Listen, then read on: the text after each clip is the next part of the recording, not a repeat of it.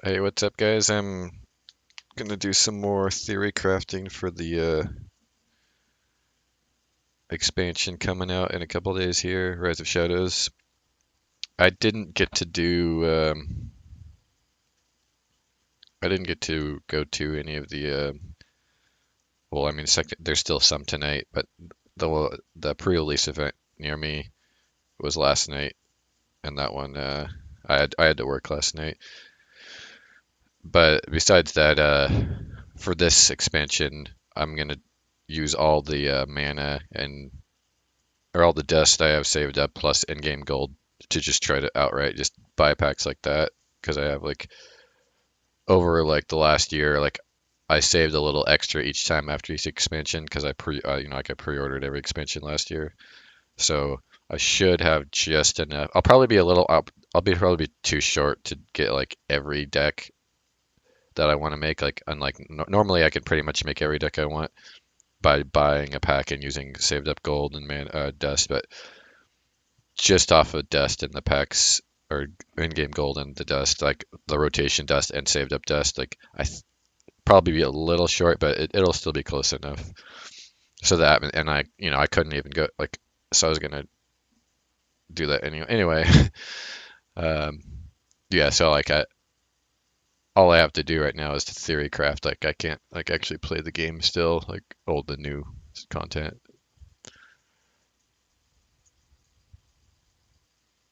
Let me get this view.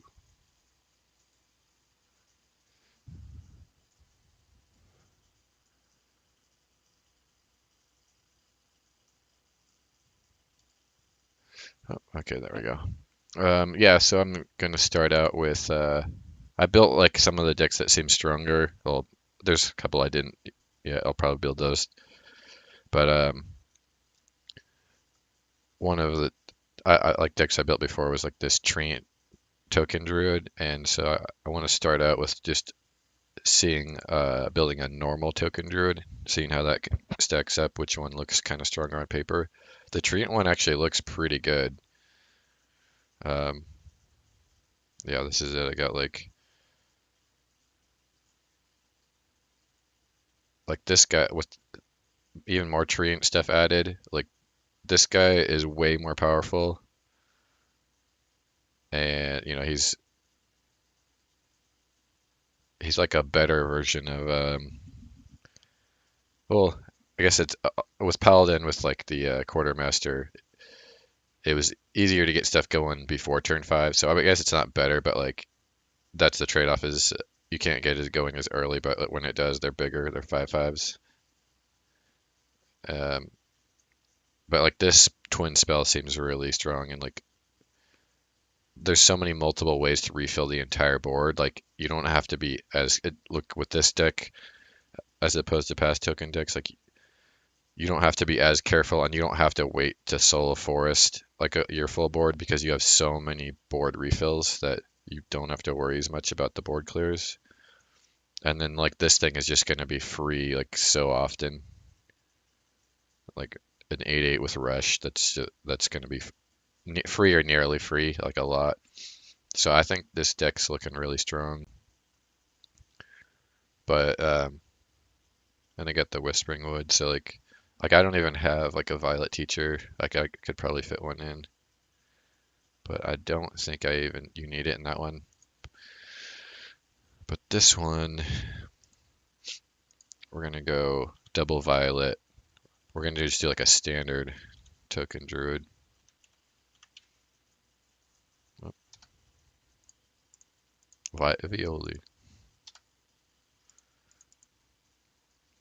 And then there's like the new card that's like this basically like a seven cost. It's like the big sister to Violet Teacher. Exotic Mount Seller. Like this card seems like it could be really strong in Token Druid. Not too much strong in much else. Like really strong in Rogue and yeah, Druid, but probably technically it could be really effective in Mage, but it's just like the package that Mage has isn't like the Druid one would be the best because they have like lots of mass buffs and all that. like the new twin spell, which I actually, this one, so we go 2 of that.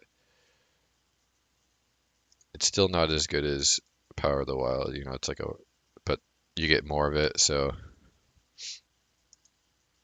and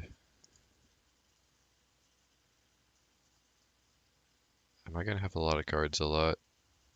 Let's put these in for now, and then Soul of the Forest. That new, the new legendary, for sure.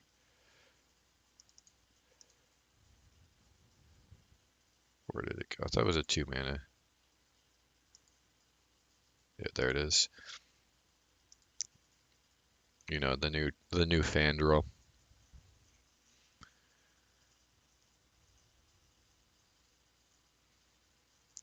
The new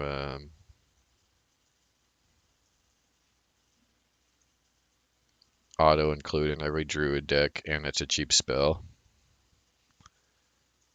Well, let me check something real quick. I just want to make sure my audio is working, because every once in a while, even though I literally think no settings are changed, like Last somehow Pokemon connoisseur evaluation is no walk in the somehow just a random setting gets changed in my OBS. Somehow yeah, there we go. Okay, it's working.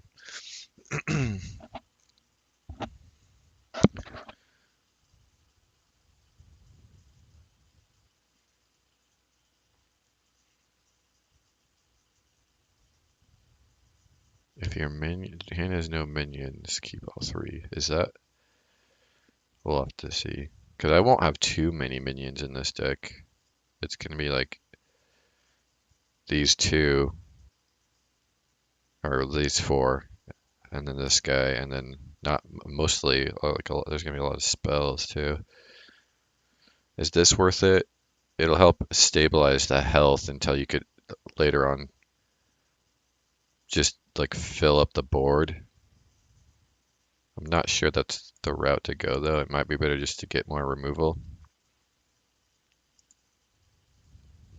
This is I get a floop as a way to do a 4-cost exotic mount seller.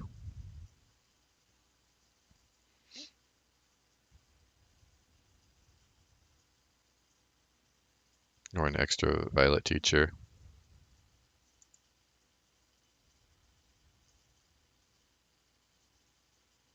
Oh yeah, obviously double savage roar. Is wild growth worth it? I didn't play a lot of druid after they nerfed wild growth to 3. So I didn't get to, and it didn't look like most people did either. So I'm not sure if it's definitely might not be worth 2 of it. It might be worth it as a 1 of. It's like oh, you have nothing else to do. Plus it's a card draw at turn 10, so it's a little bit flexible. I think with like a token deck, like I think Floop's Gloop is good.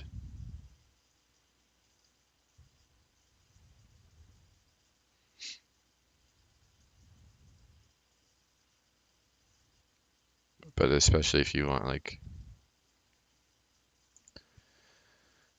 more card draw a card, gain armor. So this is good. It'll card draw and armor gain.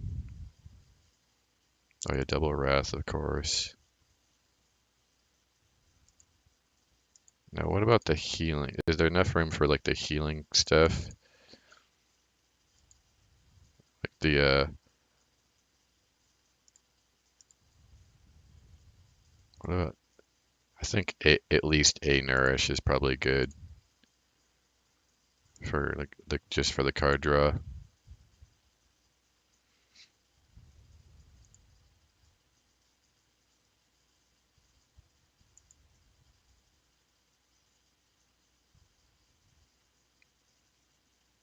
So like Vargoth is probably pretty good in this deck too, because most of your stuff is like buffing your whole board, or I guess not most of it. Ah, I take that back. Oh, you can summon.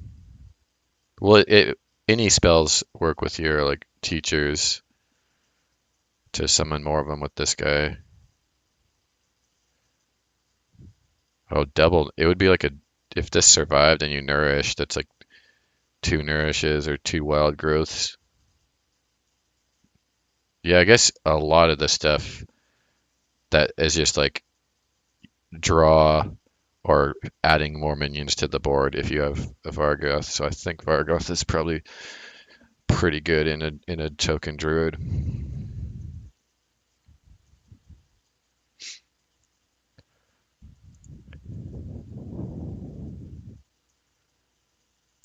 See what was the crystal stag. If you sword 5 health this game, summon a copy of it. So the only health restore is this, and there's a good chance I'm just going to be using it for dealing damage with. So I don't know if this is worth it, because otherwise it is a way to like get a couple of mid-sized minions on the board for cheap that have rush. What about this? Yeah, I have so many things that buff its attack, right? Maybe I don't have so many. I just have, let's see, one, two, three, four. If I trade and kill it off with Savage Roar, that's 5, 6.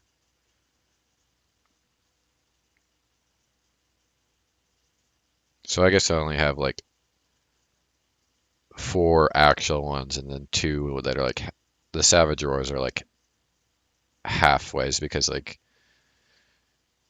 oh I guess this might get attacked, right? So it might be like they might like throw in some damage. It has enough health to where you're not going to be able to trade it off if it doesn't get attacked. And if it does get attacked, they're probably just going to double trade to kill it.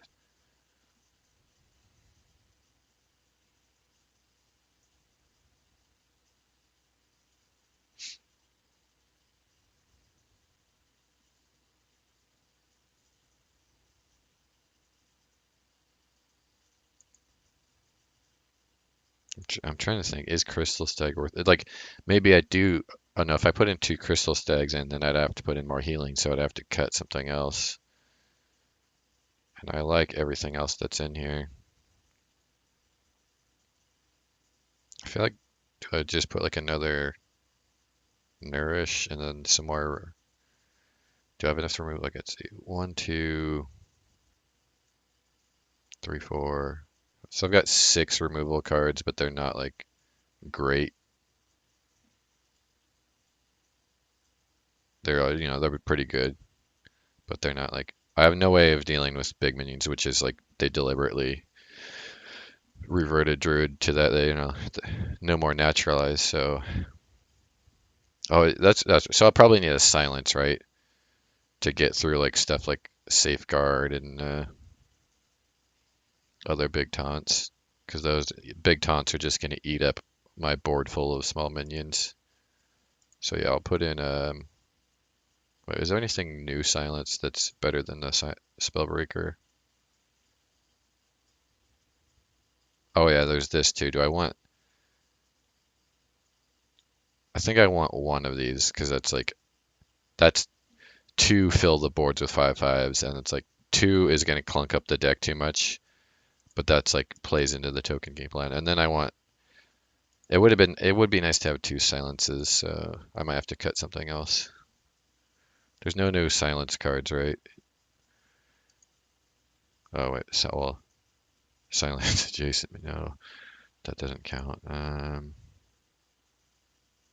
What am I doing?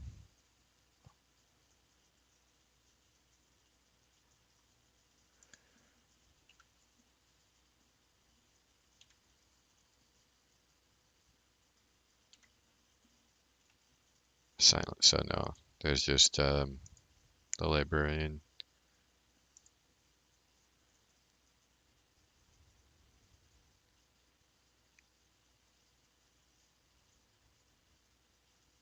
Do I want to put a second spell breaker and cut anything else?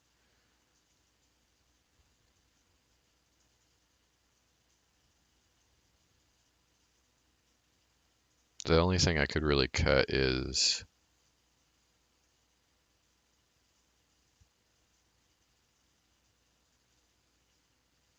no, I don't think I do. Like I could cut like Vargoth, but like I think like he's really gonna pay off a lot.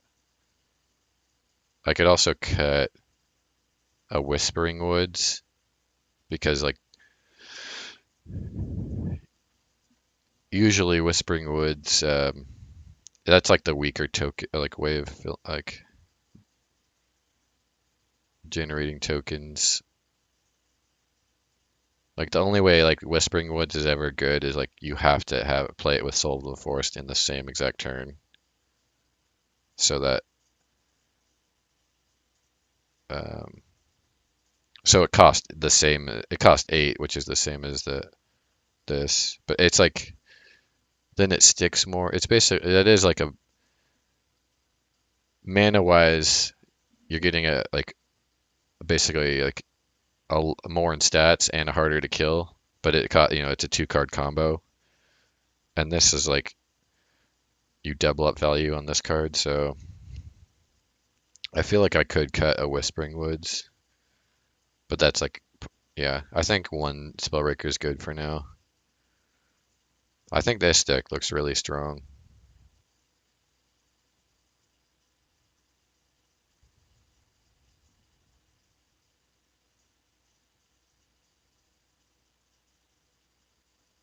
Is it stronger than the Treant one?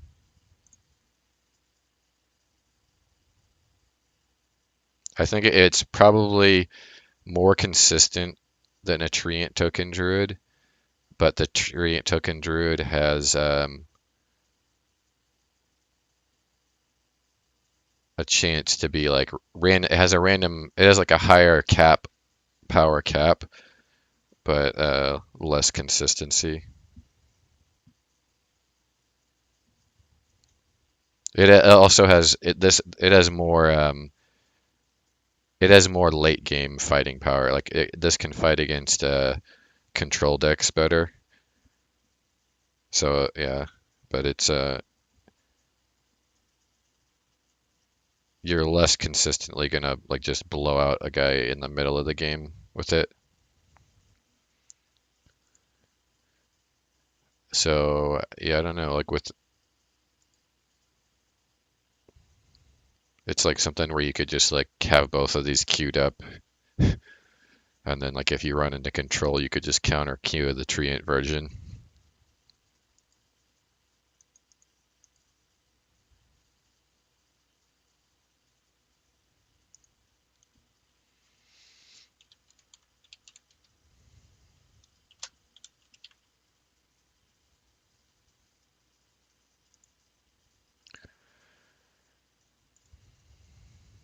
Yeah, that's one of the yeah. These are probably going to be. It depends on what cards I open because, like I said, I'm this time around I won't be able to get every single card, so that'll affect which decks I play first. But I think I'm the first deck I'm going to try is like Treant Druid, just because like nobody else is going to be playing that, and I'm interested to see if it's actually strong enough now.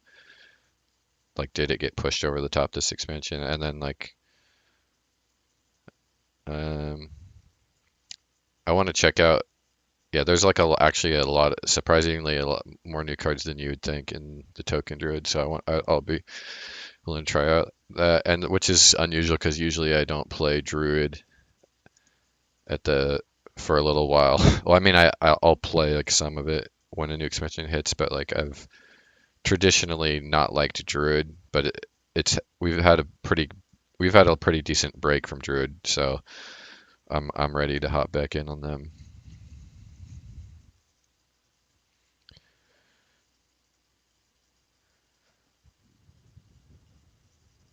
I was gonna build a bomb warrior, but like if anyone's been well, and most people have, like if you watched any of like the most popular Hearthstone streamers on like they all got invited to that that pre-release theory crafting event at Blizzard, and like they all were playing Bomb Warrior. So we all like saw multiple builds of that and that it is really strong. So there's no need for me to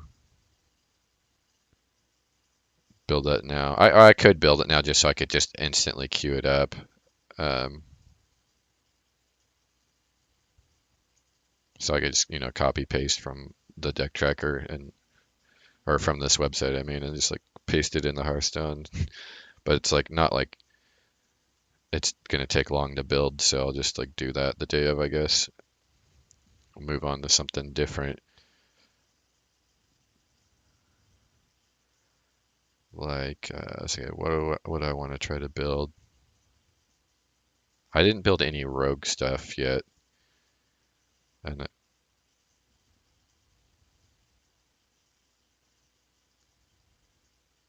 let's do a bunny hopper rogue. I saw a lot of tons of different rogue decks get built, but I didn't see a bunny hopper rogue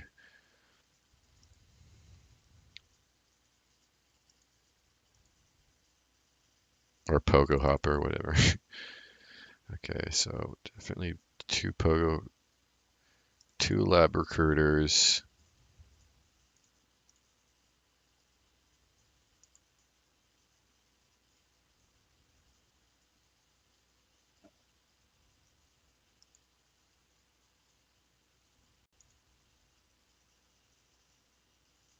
Probably double SA.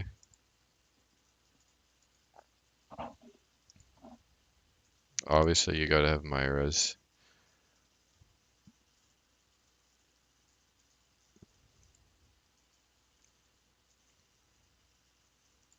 At least one van. We'll just put two vanishes for now because it's easier to take them out. But I think I only want one. Obviously, prep.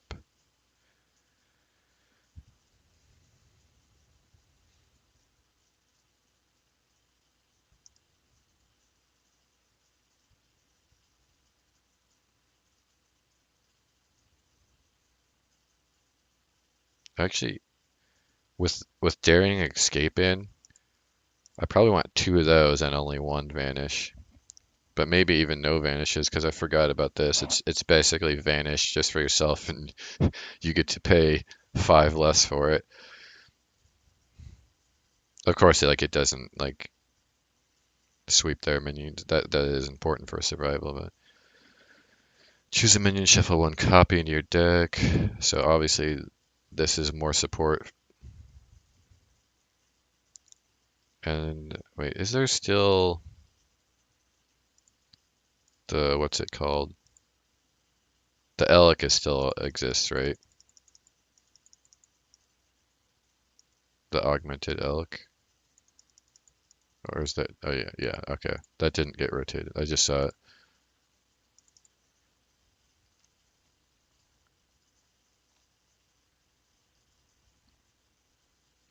So there's no spider. So the question is what's this one again?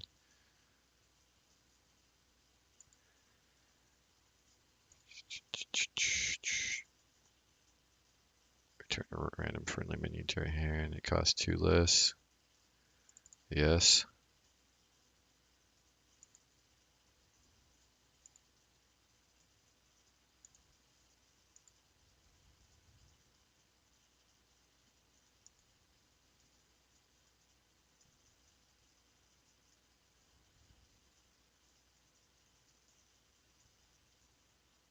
So yeah, the question is because there's no like in this deck before, it was like a good plan B to have Faldori Striders in there and just to overwhelm the board with them. So like, do you want one of these guys like the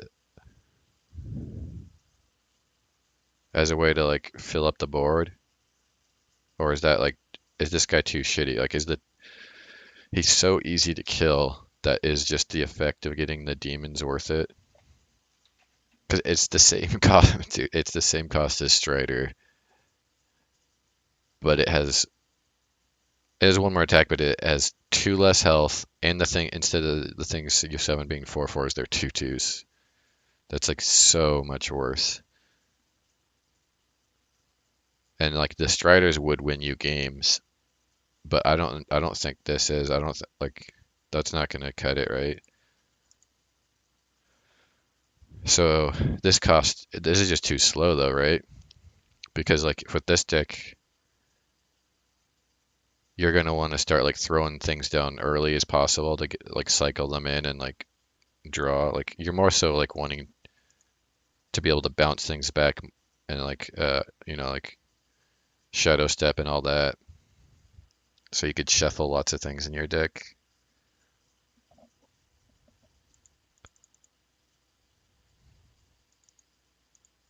You might have to. Let's see if there's room for it because like it's not nothing.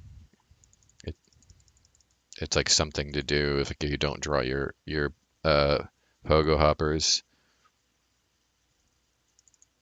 And then just some more removal.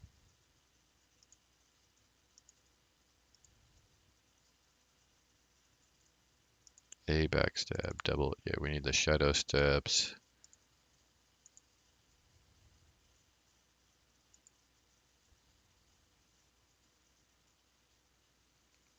A fan of knives. And then there's like the academic espionage.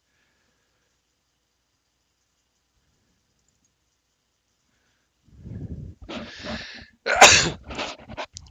don't have enough early game defense and removal. I have so much like bounce shit back in your hands cards.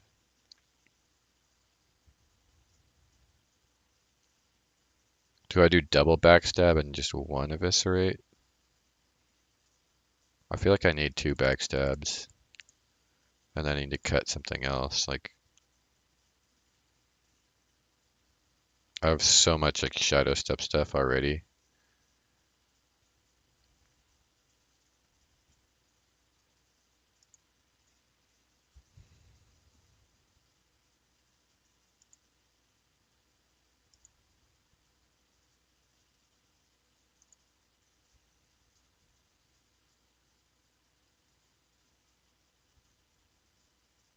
I don't have like a lot of card draw. I've just got the fan of knives and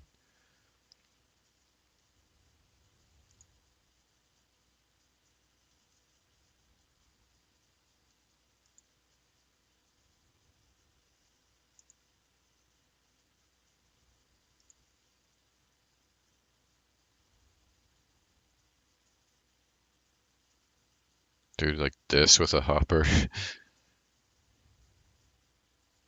Would that actually even do anything? Let me look at the. Oh yeah, it would gain twice as many.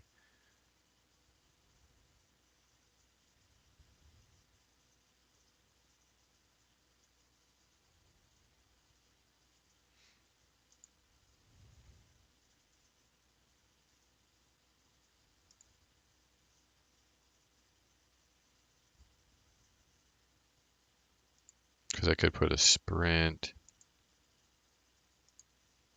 It's also like it would be nice to have. I want her in here, right? Because if I draw her before I play Myra's, then I probably instead of I can cut one of these since I have her now.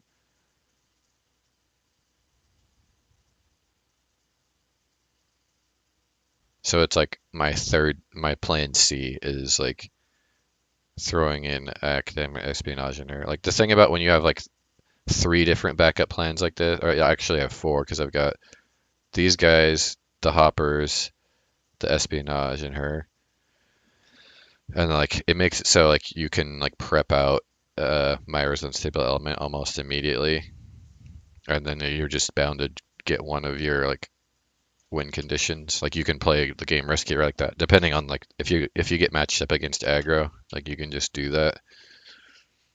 Like I've done that before, like with the Pogo Hopper deck, and like won a lot of games off of that, where I just prep out coin prep, academic espionage as soon as possible. Oh, I mean, you can do it turn one. Like, I mean, not academic espionage, but yeah, Myra's. If you have the coin, you can turn one, play it.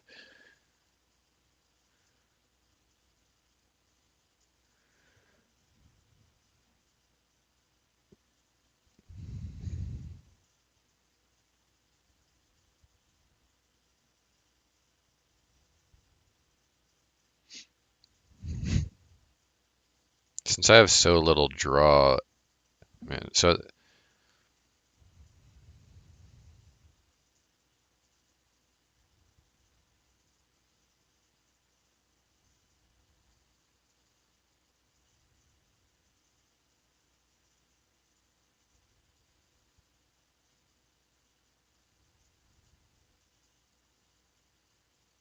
maybe I just cut this out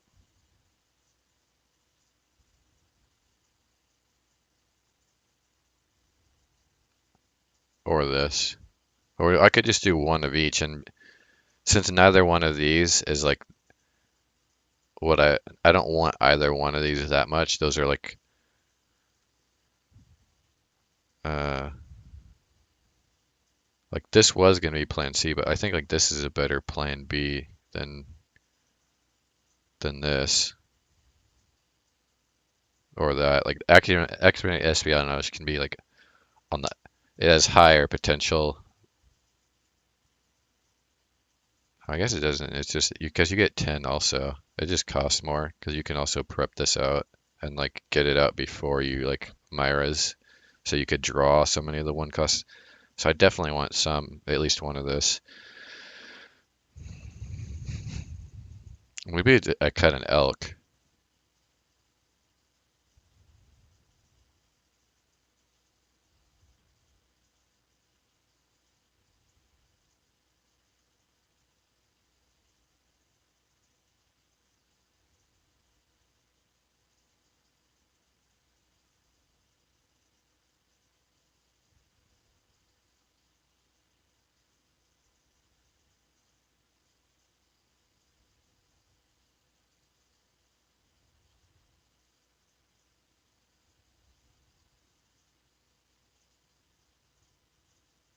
See, the thing about this is like elk curves into this.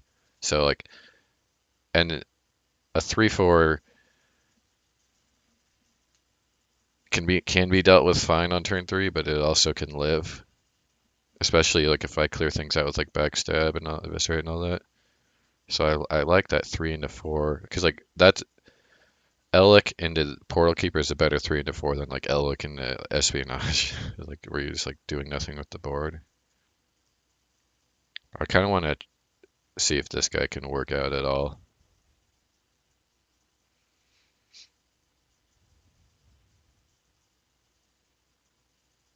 I have a lot of shuffle things back in your deck.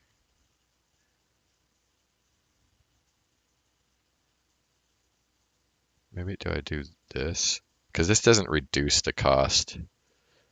I think I'm gonna cut one of these.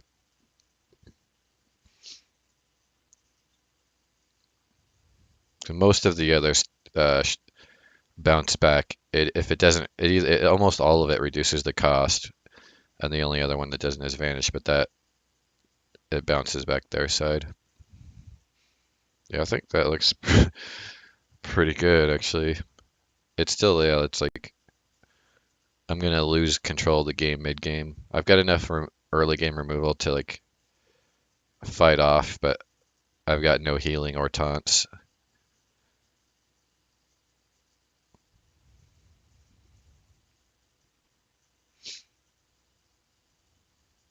But I'm pretty much just pulling off my plan mid game, and like the pogo hoppers are really gonna add up.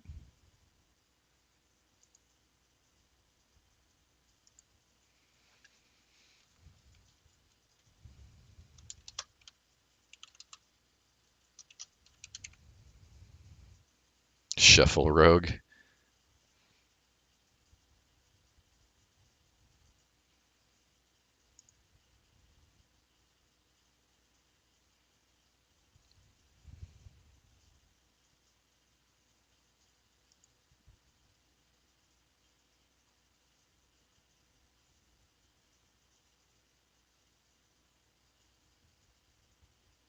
All right, how about a control shaman? Just because Haggith is already good, like really strong. Obviously, it's like one of the only like hero cards now. And then this card's just No, not this one, sorry. This card is really strong.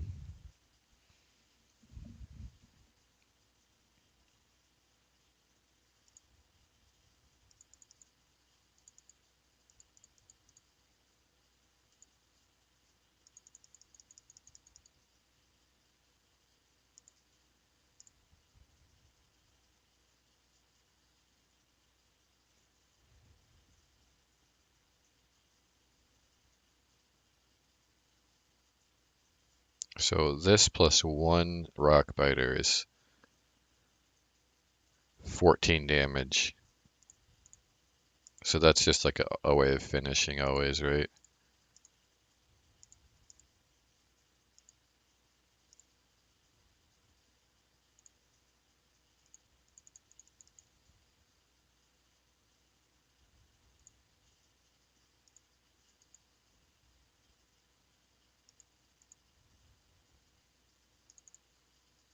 Boom, boom. Because you have two of these, look 'em is good between that, and then that makes me want to play like one, probably one zap it.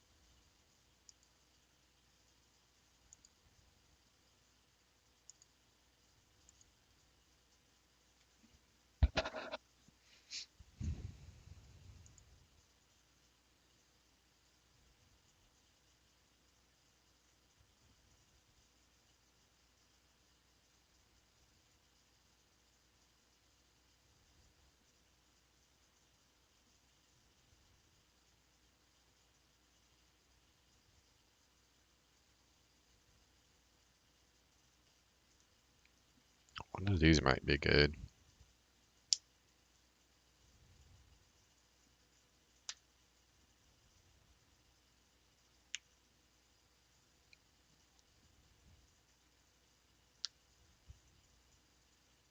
Wow, you could actually.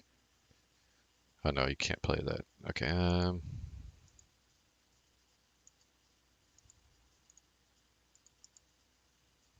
Yeah, there's no volcano, so you definitely want the double lightning storm.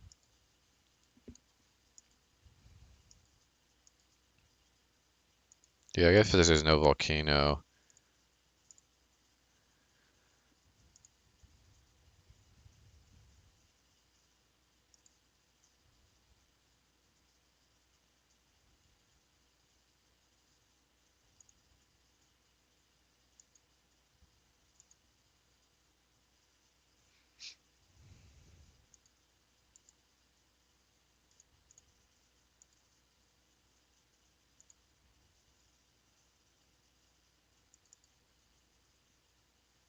Probably just two of those.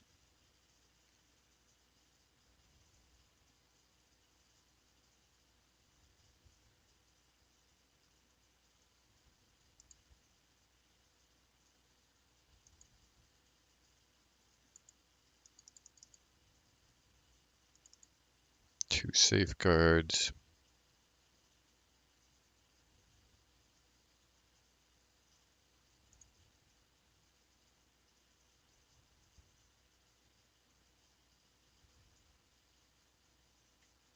Is this Hagatha worth it?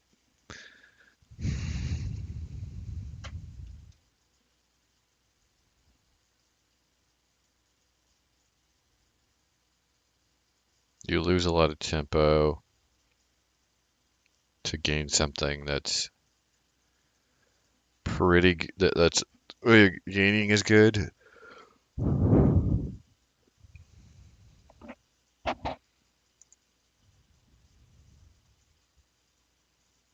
I feel like a batterhead might be good.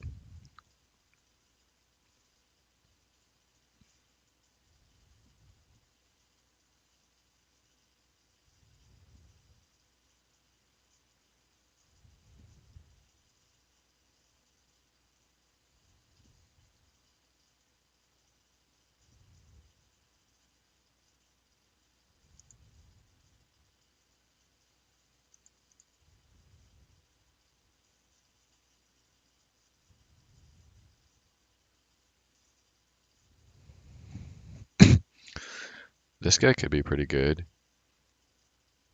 He's like a strong late game if you're getting behind. I guess it depends on what else I have. What else? What is this going to get a copy of so far? The Fire Dudes.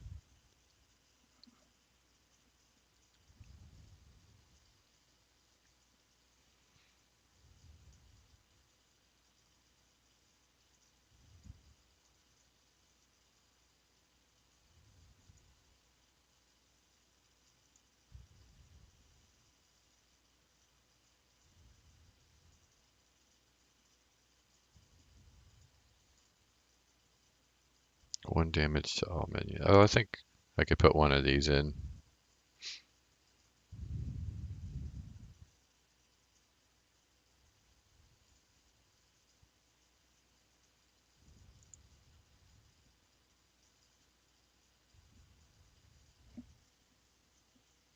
I got double hex.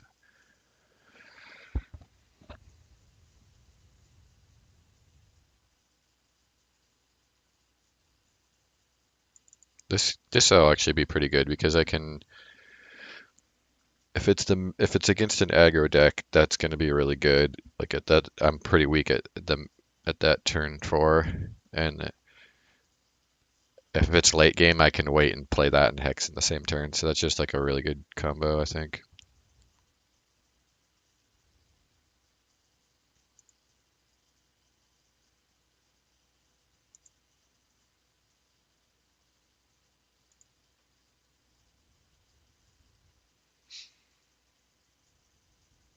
Rager might be okay.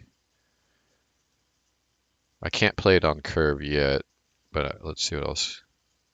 Any 2/3 and I can, and then it'll be worth it. And if play it after this, I've got a lot of high health minions, almost nothing, but let's put it in for now.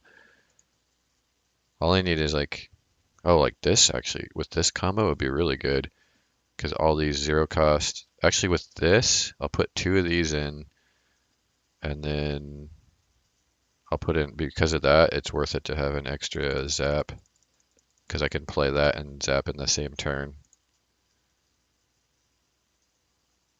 And the zap's 3 damage now, so it kills anything on curve and pretty much turn 3. And then I can follow it up with a Rager. And now I have a lot of overload, so I should look at putting at least 2 cards that benefit from overload.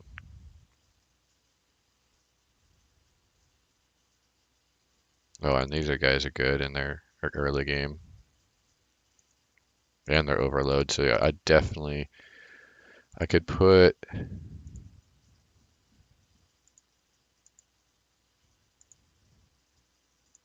um,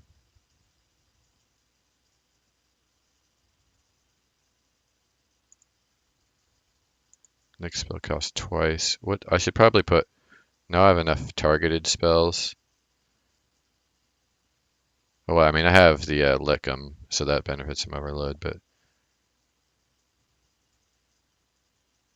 you have enough targeted spells, so I should have either Zentimo or Electra in.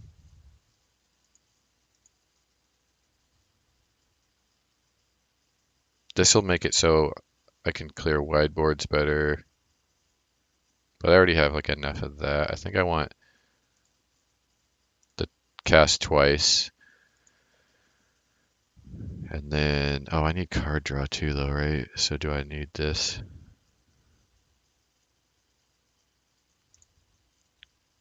I think I'm gonna have to cut something.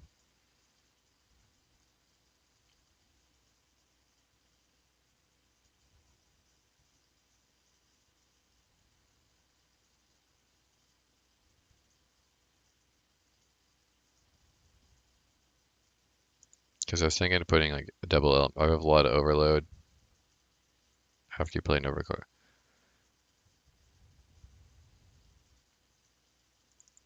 Let's figure out what we want to.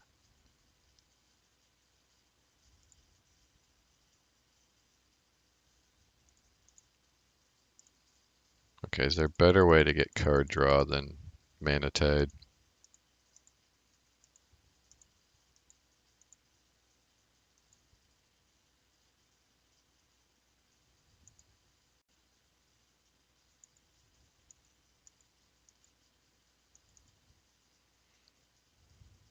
Is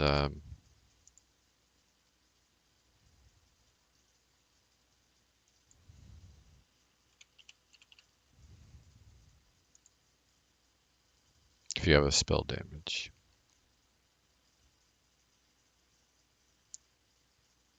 Oh, I could do that because, but I really wouldn't want to play that into that.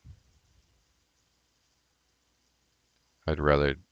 Oh, I guess I could because I'm always playing. I'm probably playing this and the on turn three. I could play this and a lightning bolt.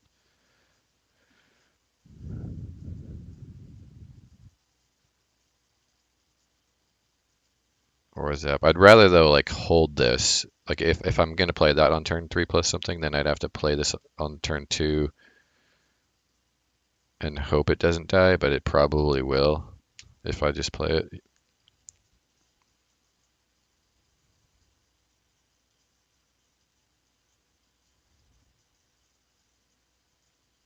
Oh, this is an elemental too. Actually, I have a lot of elementals.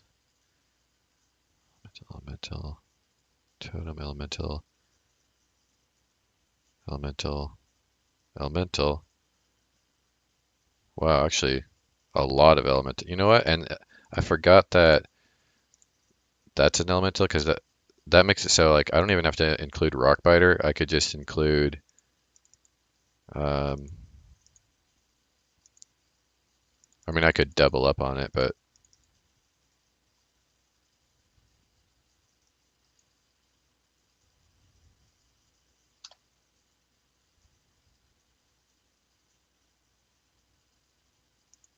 I have so many elementals that this is definitely worth it. And that is Suedo card draw. It's not getting me the exact cards I want, but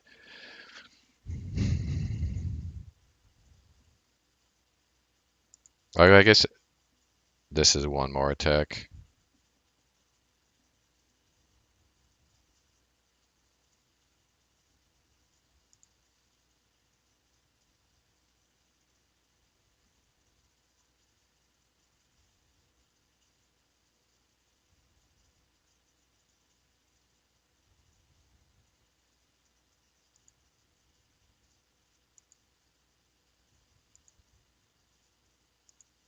Okay, so I have to choose between these.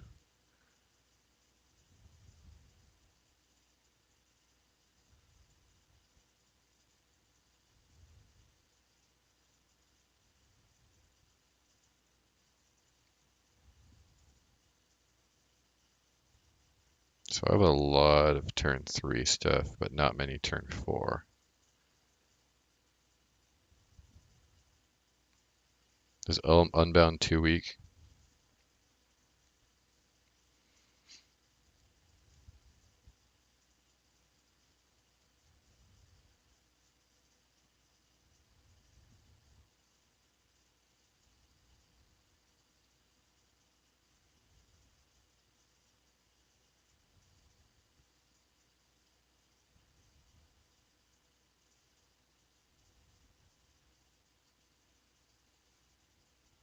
Maybe then I don't want two Hecklebots either.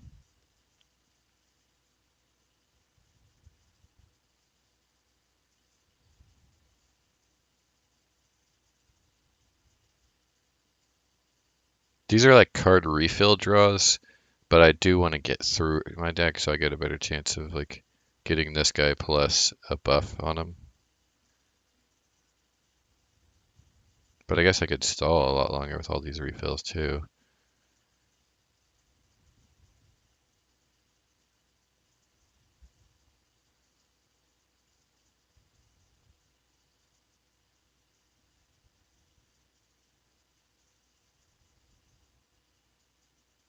Hmm. It's such a tough choice. I feel like I'll cut one of these for sure because On average, I'm less likely to want to play this early on against a big deck, but I'll always play like those other cards either way. Do I need two of these guys? I have so much removal and stuff. I feel like I can cut a Fire LE.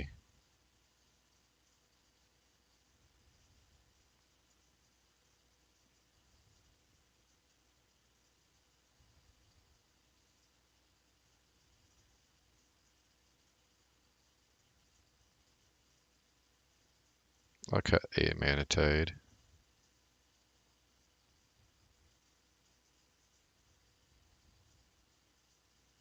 So I got... Oh, this isn't a turn 3 play, so that doesn't count. That is, so I got 1, 2, 3, technically 4, but let's just say 3, 4, 5. 1 turn 4. Yeah, I'll cut an Unbound Elemental for sure. So I gotta cut 2 more cards.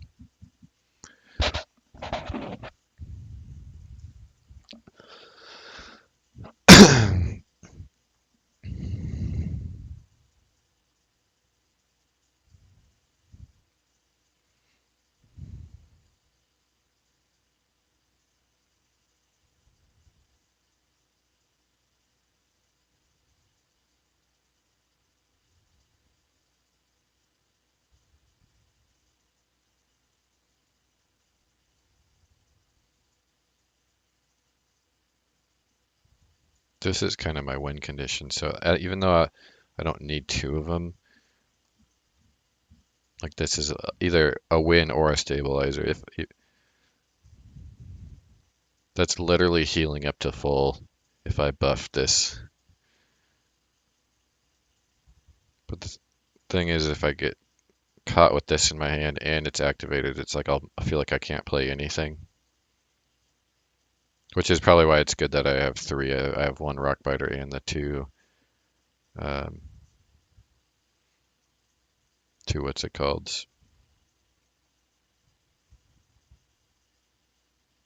Man, I can even Mana Reservoir into Earth and Might, and that's really strong. It's a 2/8, and it draws me a card.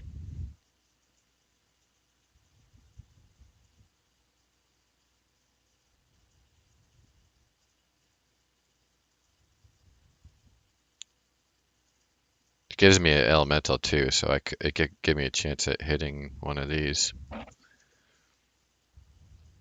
Maybe I just do that, so that's like a way I could cut one. But this is my only heal in the deck, and this is like is a deck designed to go like later, at least till turn 10.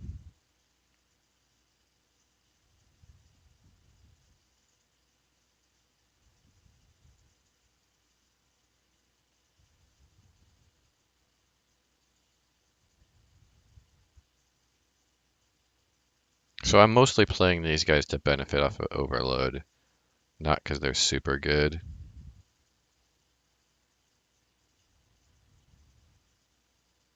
But they also have Elemental Synergy.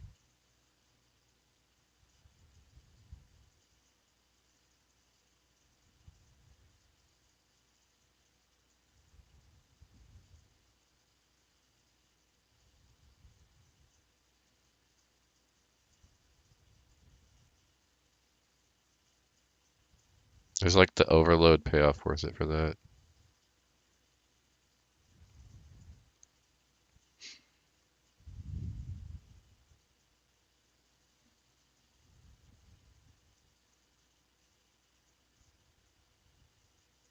I feel like see, this could also draw like silences and hexes, even though it's not that. It's one of those cards where it's like, you kind of have to deal with it, even though you don't want to waste removal on it.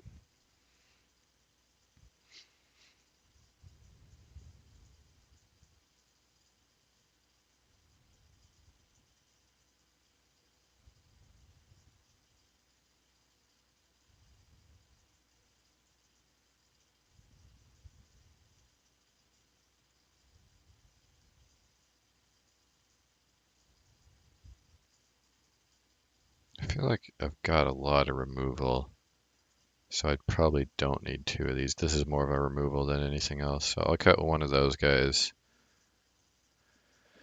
So one more card.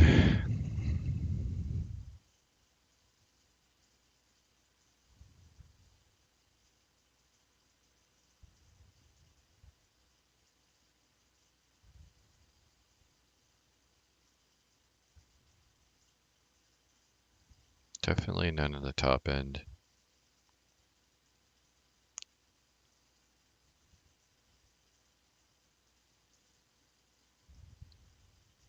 Or bottom end, whatever.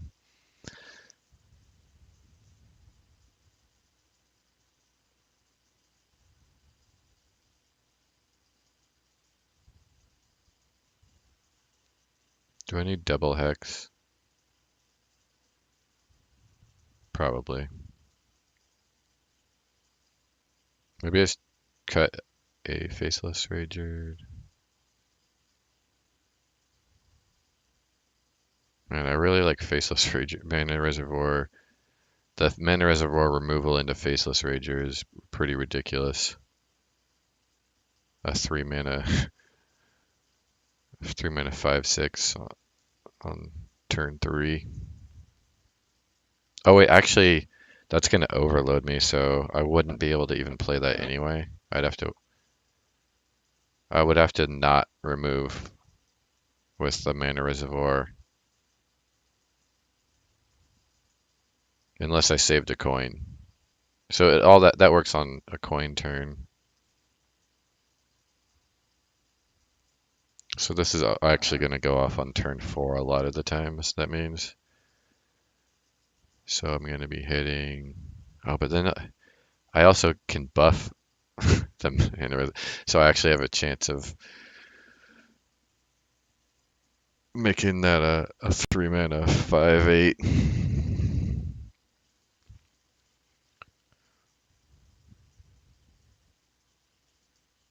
It hits that.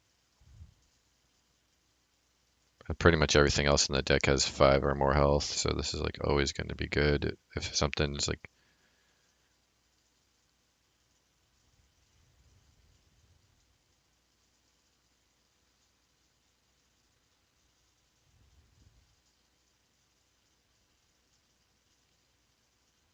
unbound.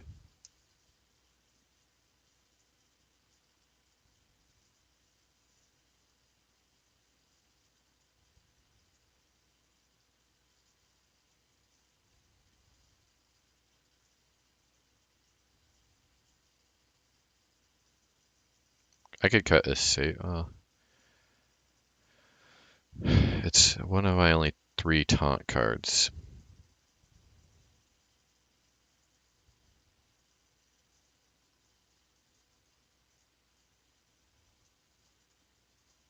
I got 4 6 drops. Oh no, I only got 3 now.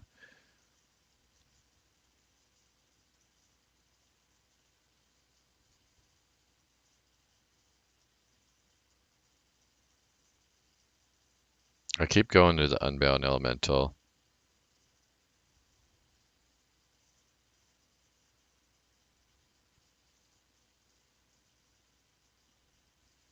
Three, 7, 3 drops. 7 2 drops. But not really.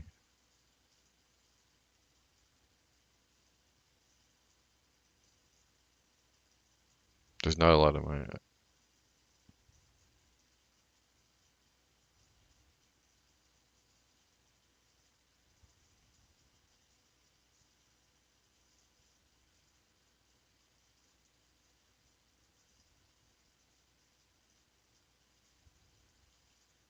I guess this is rush. So the rock biter is gonna go off. Uh, it's like, is this ever gonna live? They're gonna want to kill this so bad, even if there is no threat of it being buffed, just because it heals so much. Like unbuffed is healing for 8 damage a turn.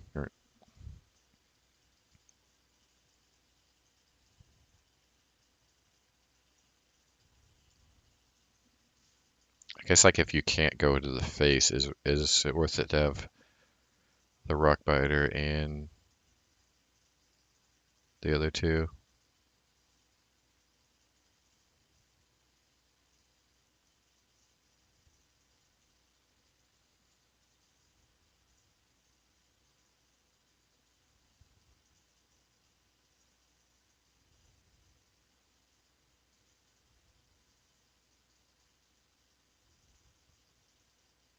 Wait, isn't there a new thing that is a 5 mana deal 3? Oh, that's like if you have like a 5 cost spell in your hand, right?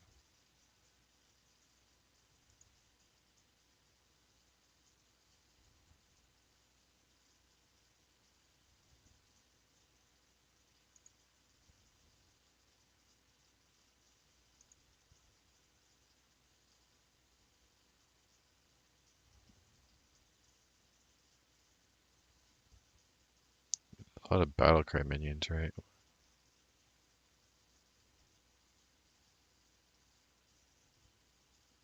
No, not that many. Oh yeah, for 5 cost spell. So I actually don't have any 5 cost. Oh, just one 5 cost spell.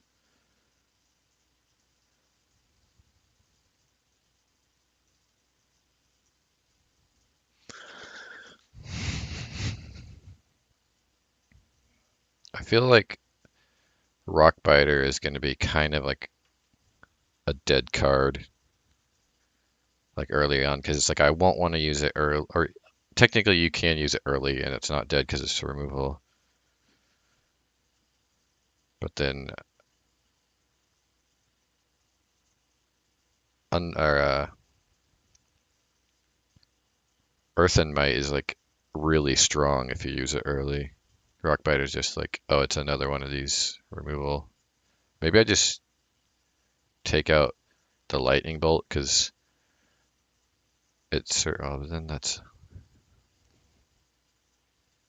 maybe I take the Earth Shock out because I have double hex. I think I'm gonna do that. That sounds like a good plan. Okay.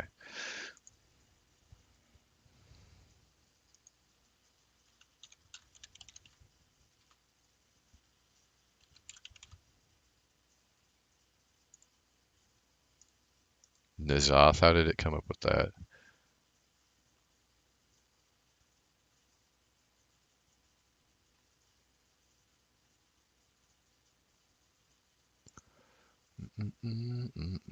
That deck looks really fun. So this is gonna be this might even be my first deck I play.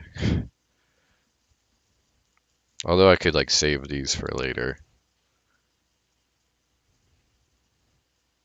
Yeah, whatever. I like playing like the more obscure decks.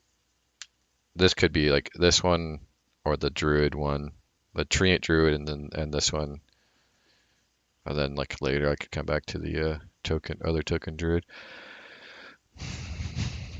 This looks really fun too.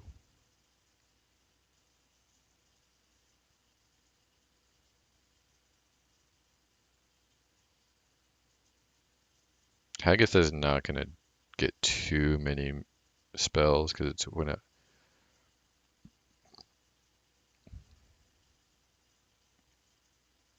But I've got these guys like those guys count as 2 extra spells if I draw them after I play Hagatha, so that's pretty good. They're good to play in opening and they're good later on.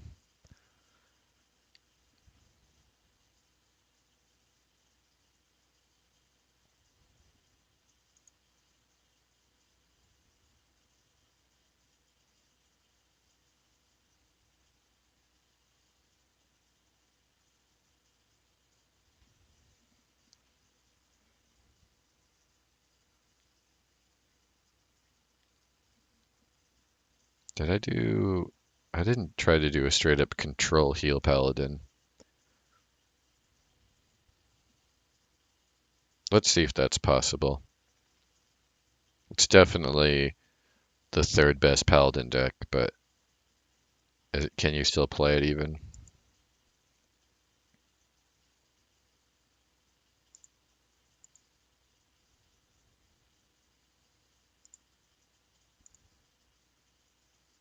So him, this plus the dragon are two of the big parts. So you get like close to 60 total health at any given time. And you're gonna be removing the whole time so much that you're gonna want to like go real late with this. So like that's gotta be in here.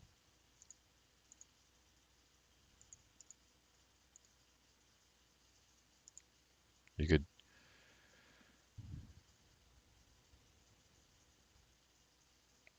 make this a 1/1 cost. That's good as a 1 cost. I'll put Geppetto in there for now because he's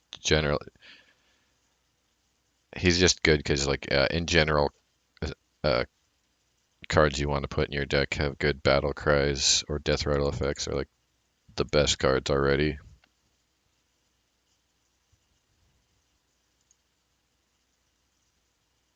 So I like this as card draw. It's like shield slam, but instead of armor you get +2/+2, but that's kind of better in a mid range.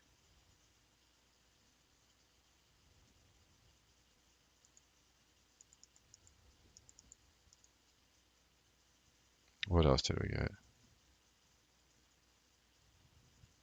So you get 2 secrets for 1. That like can stall a little bit.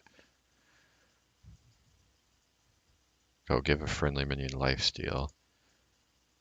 I don't know if this is a 2/0, but let's just throw 2 for now.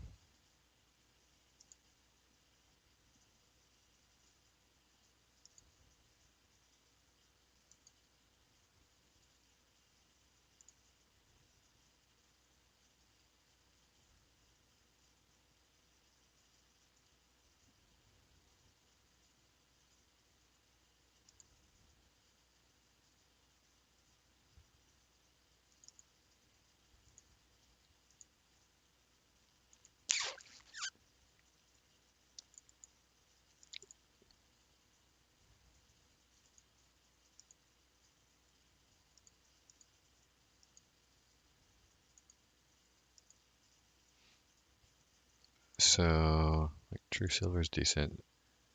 So there's a lot of healing, so this is going to go off for sure at some point. So that's a 4 mana 8/8 with Taunt. I, if there's any deck that can play Equality still, it's Control Paladin. And if that's the case, you probably want Pyros.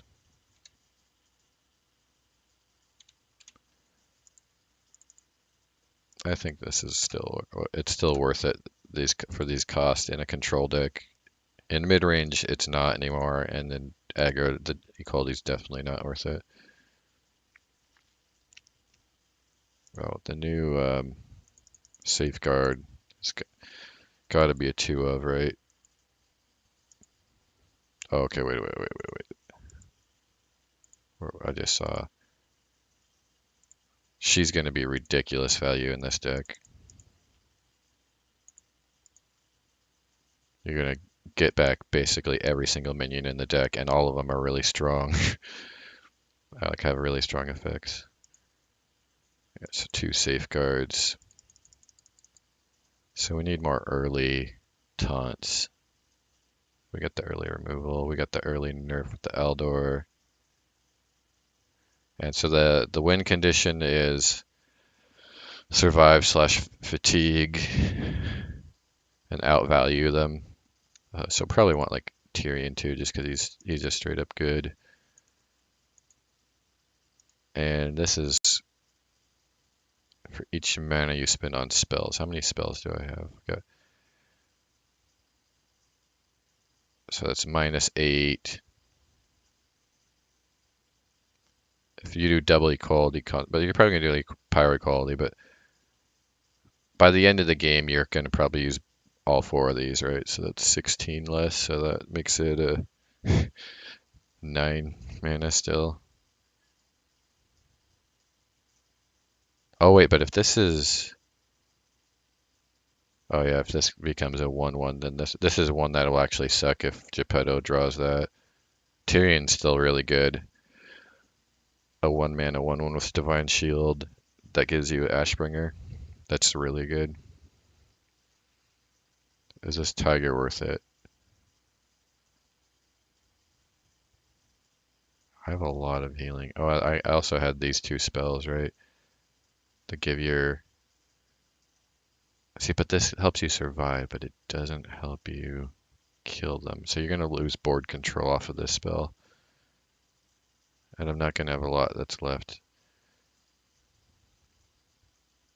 We'll see. Let's just click this in here so I don't forget that it's an option. But I need Zilliax and Glotron Zilliax is a good combo for turn 6 also. Do I want, maybe since I have Zilliax and the Glotrons, and this is magnetic, is any of the mechs worth it?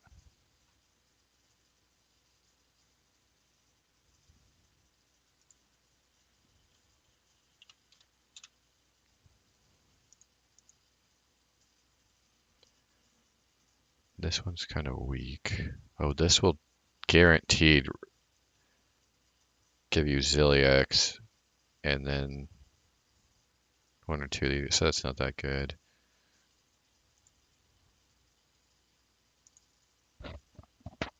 So is this worth it? It stalls mid-game and it can pump up Zilliax or like a Glotron pretty big. If I have like a, because if I go turn 3 Aldor and like put a 3 attack minion down to 1 and then turn 4 drop a Glotron and this together, then that's a 2/8 with taunt. I think it is. Let me just throw it in because I'm pretty sure that this is worth it. Oh, Nightmare Amalgam.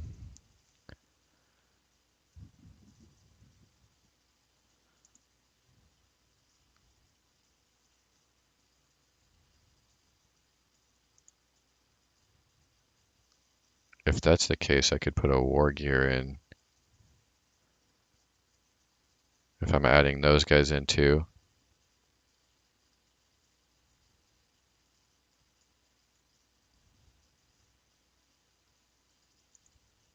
Oh, I completely forgot about this card. This is actually going to be, holy crap, dude! Everybody forgot about this. This is the secret. Going to see a lot of play shortly into the expansion card because the warrior mech decks are so strong that this is just going to be in decks. I feel like a War Gear is worth it.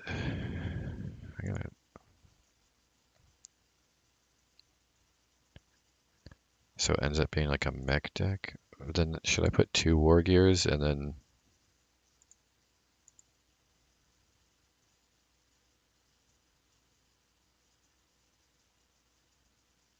Oh, I can do equality. Oh, that's too slow.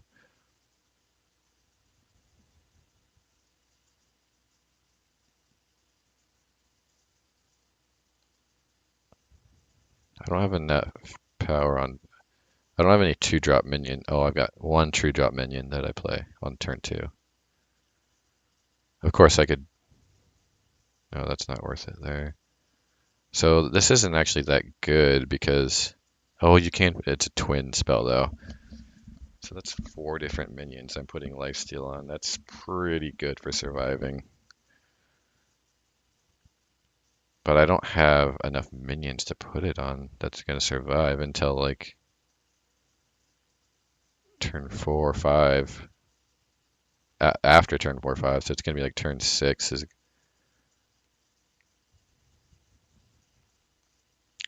So as it stands, I'll be healing up a lot, so like it's just going to be really hard to kill me off, but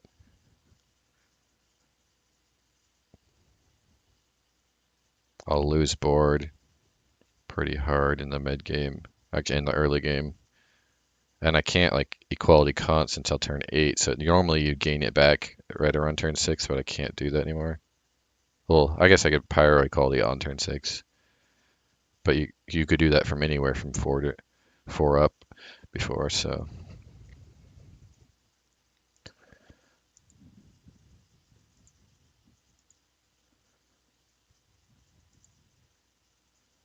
damn Hecklebot. I still, even though I do have cards to nerf and deal with big guys, like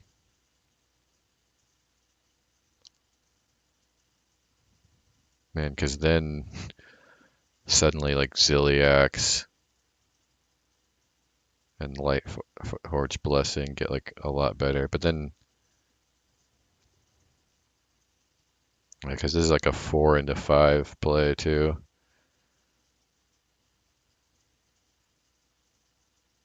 a 6/10 with Lifesteal and Divine Shield.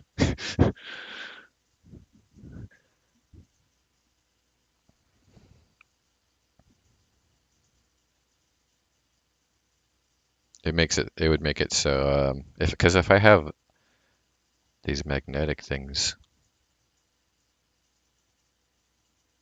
man, but it's like something like this works the best when you deal with it right away. And if I do, then it would, the way that this deck, there's only two ways really. It's the equality, which would then give this 1 health, so it would be almost pointless, and then the Aldor.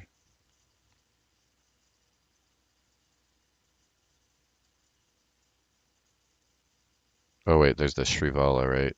Is this even? Did we figure out if this is worth it?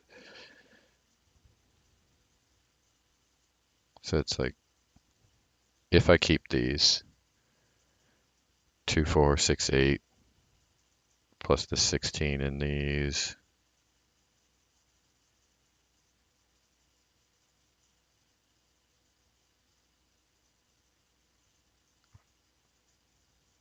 What am I missing? Uh, you know what? It's not worth it to have this because because I already have Nazari. I'm only and I have like Ziliax plus I have those other spells. Like I'm only doing this for a 7 mana rush.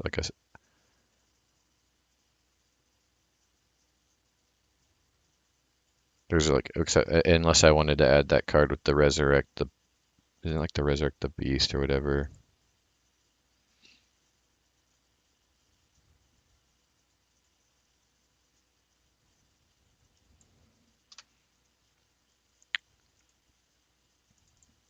I'm saying that this is not worth it in this deck. So that's a deck right there. But like I said,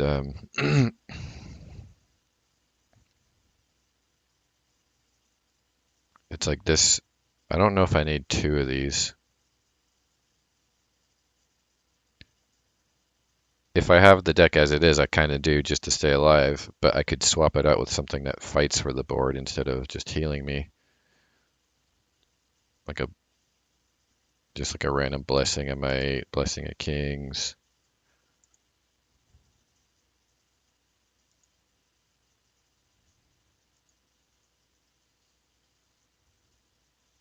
Echo, Sound the Bells is like really actually really strong. I could put that on Kangor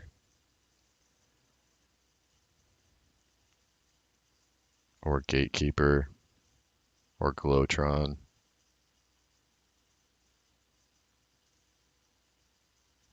Because at turn 2/5 is that I mean it's already gonna be able to attack on turn 2. Like just that alone, if you don't echo it, is okay. I like Rebuke too.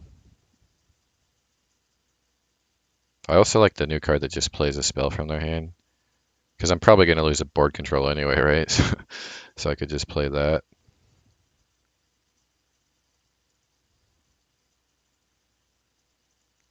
Yeah, I just feel like I'm not going to be able to use the magnetic on the war gear. I'm just going to be playing this as a 5/5 mech most of the time, as the deck is right now. So I think I have to like take out something.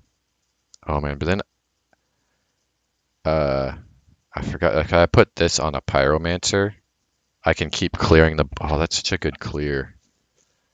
Because the pyromancer like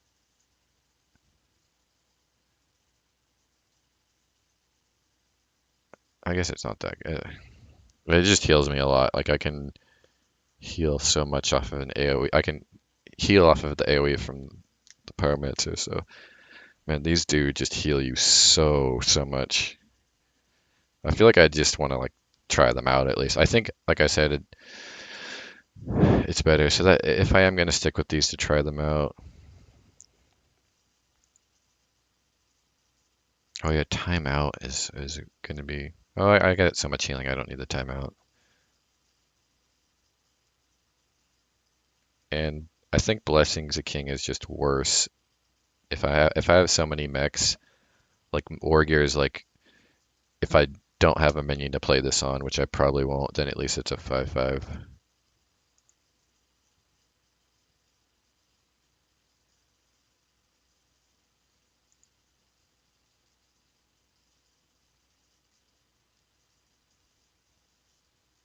Oh, I could cut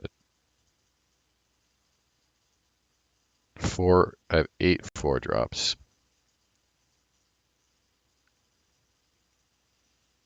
but these don't. Those are half of them, and those are like those don't count as 4-drops. So really, I only have, and these probably won't. These won't go off by turn.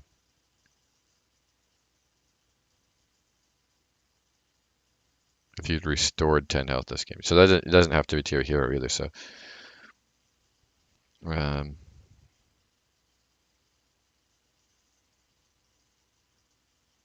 yeah, those aren't going off either. So okay, I don't actually have 8 4-drops. I have really only have 2 4-drops, and it's just a weapon. Oh wait, did I put the heckle bud in there? Oh, I didn't either. So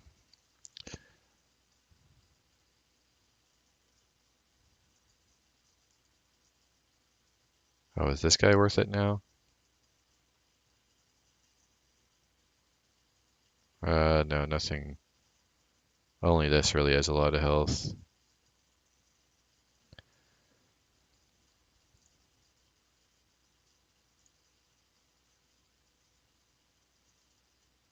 Well, actually, this now suddenly is like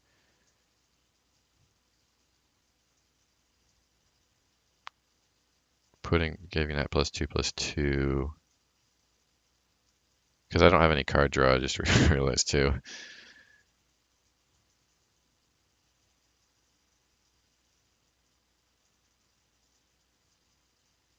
Oh, wow. You know what? It's gonna hit Wild Pyro a lot. Never mind.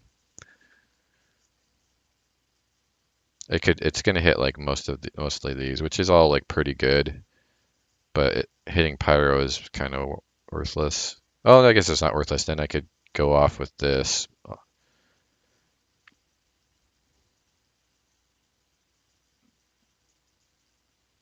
I don't have card draw either, so like the best card draw is this, and then where was it?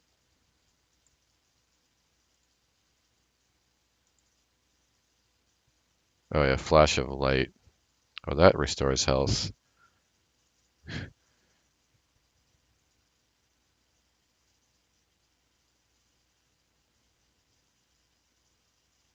Since I already have so much health restoration, oh, maybe I just switch those out for one of these. Like,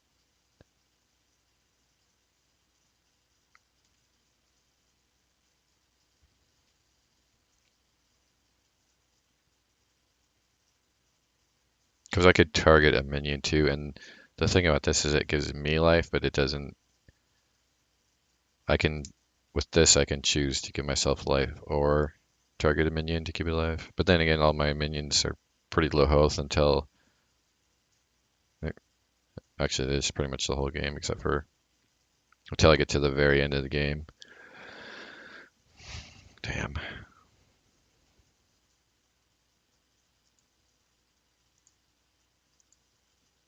You know what? I think that this card actually,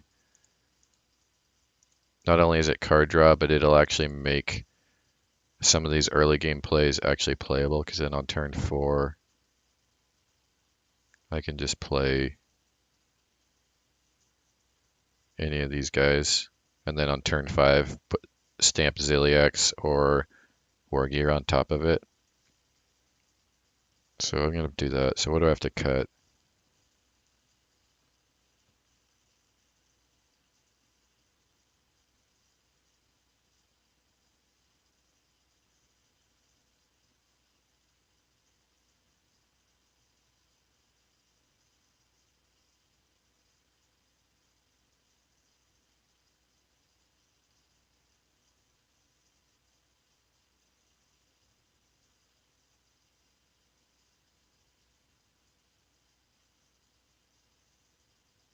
Okay, wait, at this point now, what is this guy going to hit? Before he was hitting only really good things, so super good.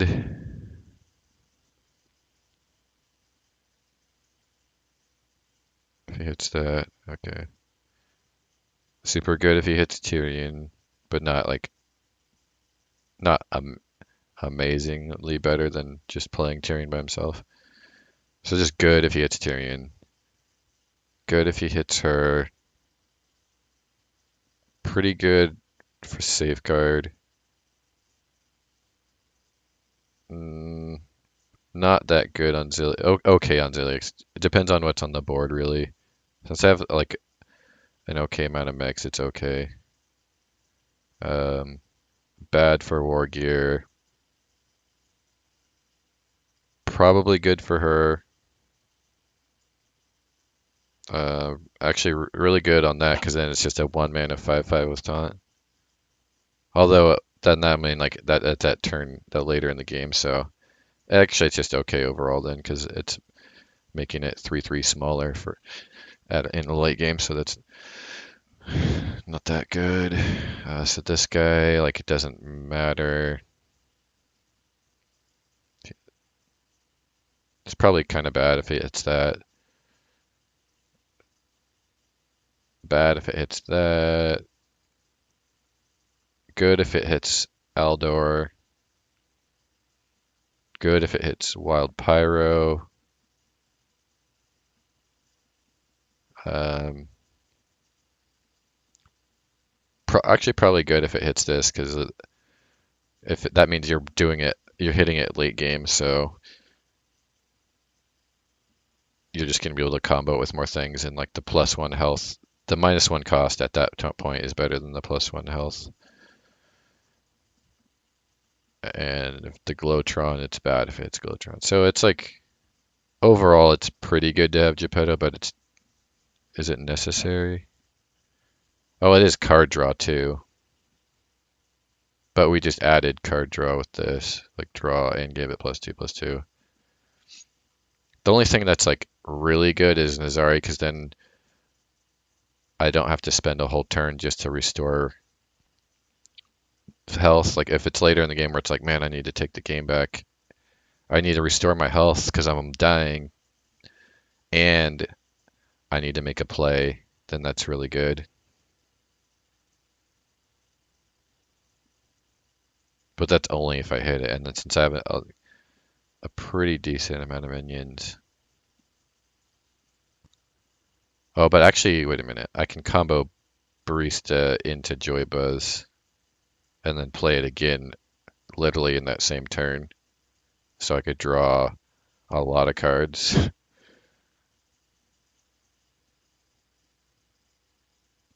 And so I could keep doing it until I hit Elise. If I haven't,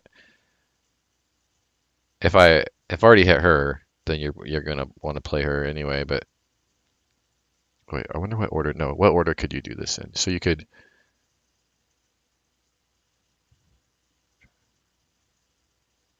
So I could bounce him for more draw, or I could make her 1 so I could play her in the same turn as her, so I could extend my deck a lot more, and that's pretty strong. Yeah, so just for that combo shenanigans, it's worth it. So hitting her is actually really good, actually.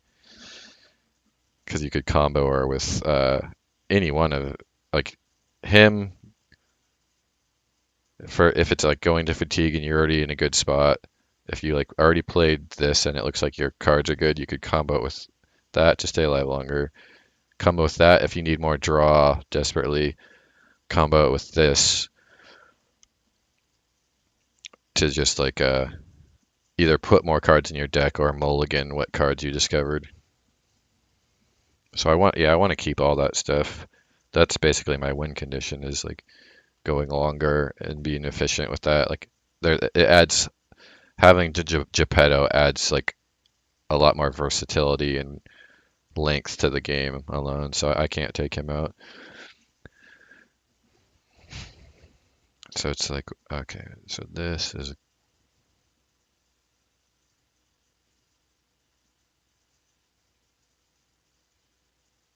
maybe if I have two of these and I get this guy off early, um, then I actually can heal up enough to play like these on curve, like not on straight on curve, but maybe like by turn 5 or 6.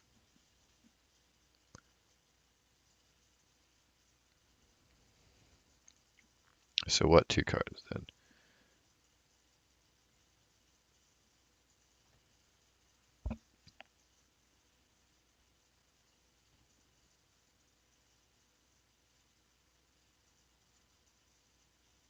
Maybe I can cut a consecration because I'd rather.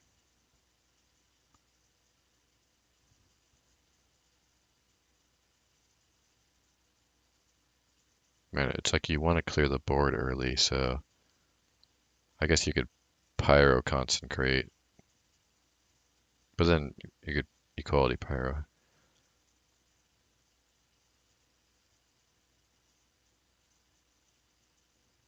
I feel like with the cost of equality, then maybe I should just. Equality consecration is so expensive, but then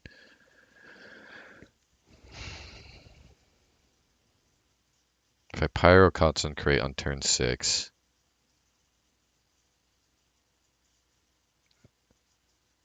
oh yeah, that's right. So we definitely for sure want double pyro because it combos with the Late Forge Blessing for healing.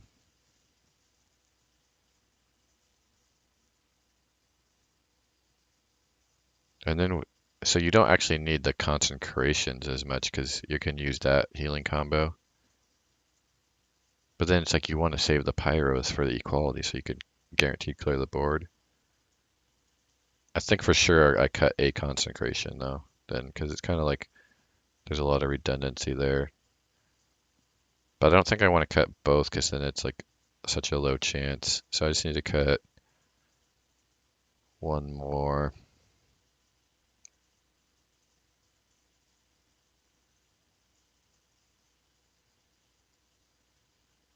Is it going to be the War Gears? I think I'm. I think it is going to be a War Gear. Oh, wait, actually, it could be a safe. I could cut a safeguard. Man, like War Gears are so much better if you have safeguards. Damn it.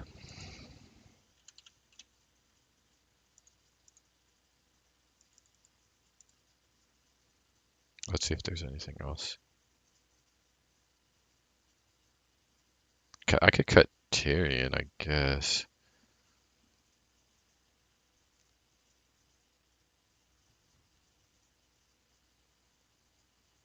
Well, I only really have like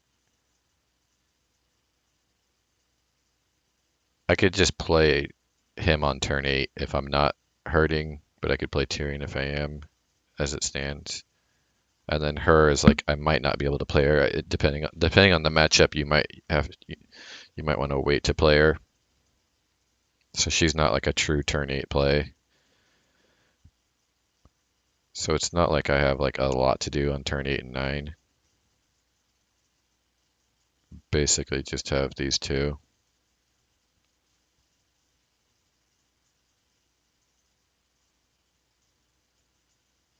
I have nothing on turn 7 to do. No 7 drops.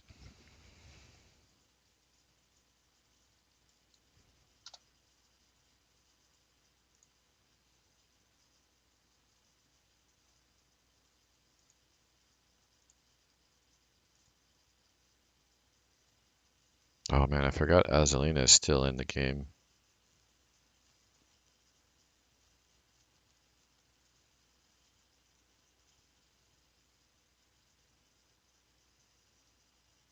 Oh, I think I have a rush, a lifesteal, and a death rattle.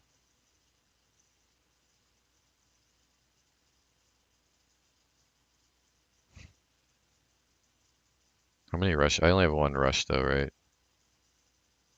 But I have a lot of lifesteal. Oh, and it's lifesteal card too, right? So it can draw my lifesteal spells. This actually is a really good draw for this deck then. Oh, that's a death rattle too. Dang, so this actually is a really good draw.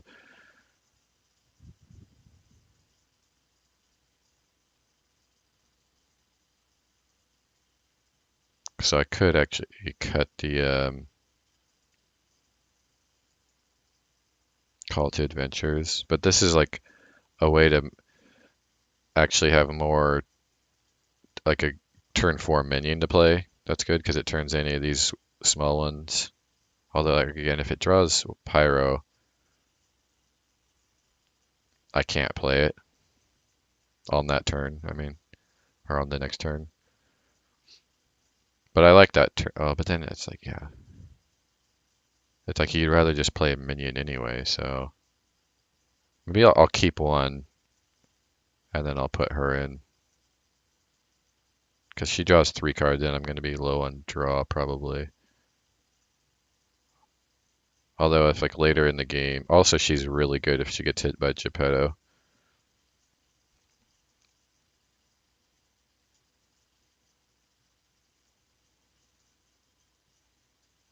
Man, but then if that Call to Adventure would have hit a Glowtron or a Bronze Gatekeeper.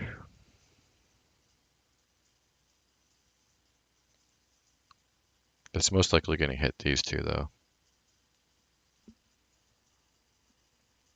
And I'm going to be mulliganing for this. I'm going to be mulliganing for them. I'm not going to be mulliganing for Pyro. So yeah, I think it's good to only have one of these then.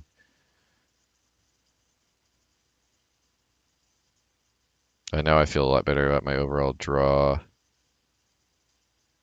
Although I can't really draw till late game.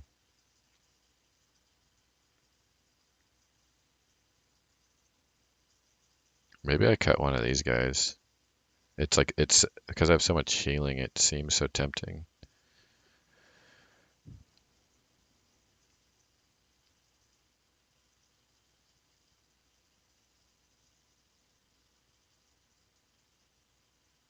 I have so many late game cards though now. Fuck.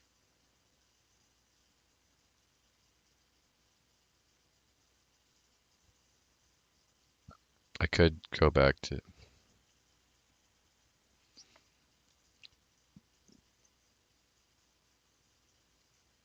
I only have 2 1-drops.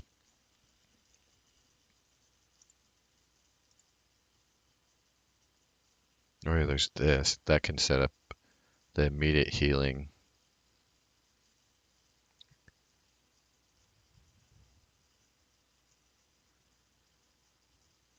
But then after this, it decreases the chance of hitting a pyro, but it increases the chance of a card that like isn't that on turn. So on turn 4, a turn 2,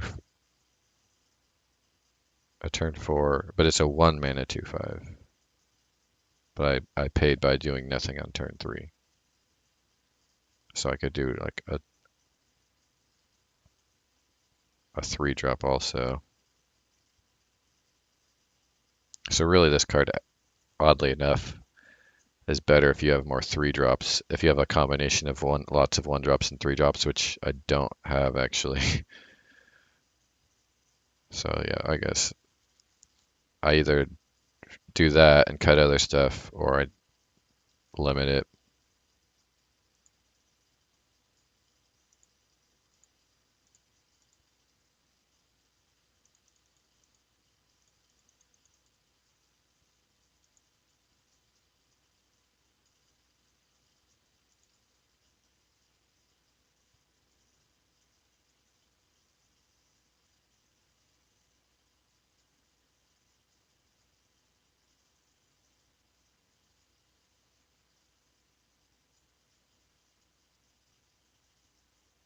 If I have coin, I'm a lot better off. I feel because I could turn one Glowtron, turn two coin gatekeeper, and then I'm good for a while.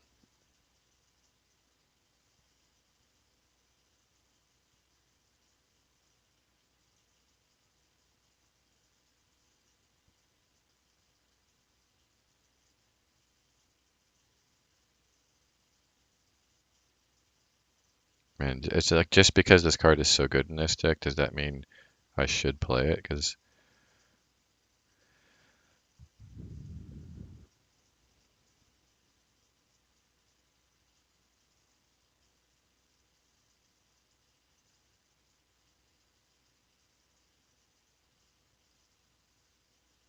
so I feel like it's a War Gear or a Safeguard. Do I have enough?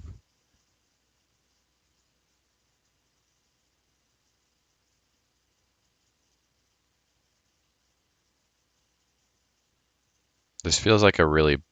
It sucks when you have to just play this on an empty board, but playing Safeguard isn't like that. How many turn five? And I got seven. No, I got four turn five plays. Celiax, two War Gears. Oh no, that doesn't count. So yeah, I don't have much on turn five either. So maybe it is okay actually.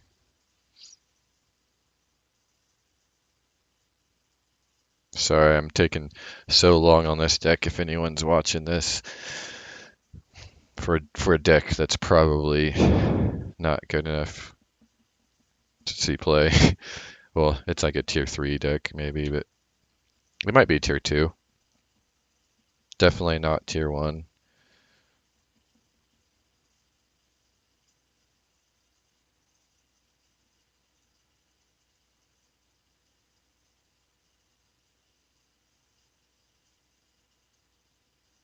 Maybe I cut a true silver.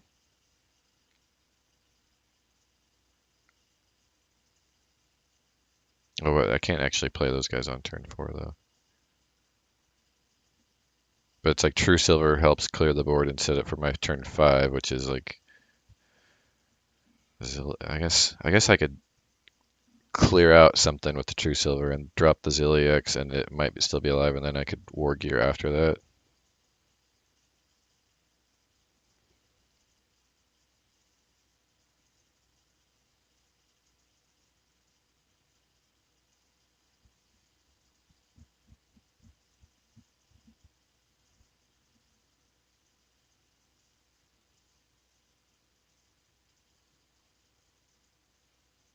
I just don't have much to do in the early game.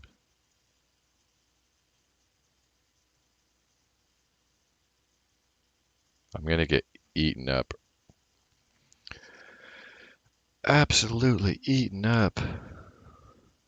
The War Gears, because I'm gonna lose control, right? The War Gears very often gonna come down. I'm gonna cut a War Gear because it's often gonna come down on an empty board, I think.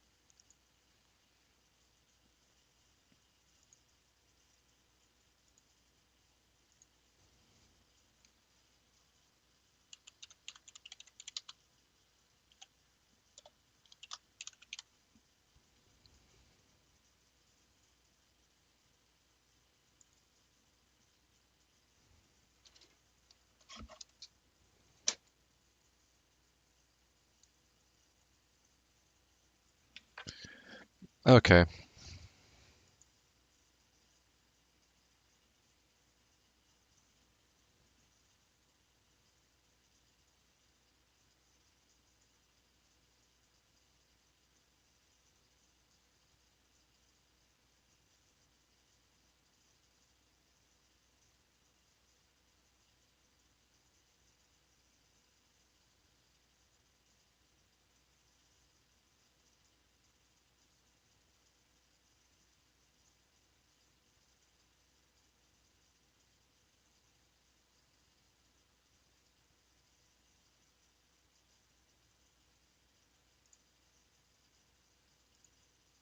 Whoops.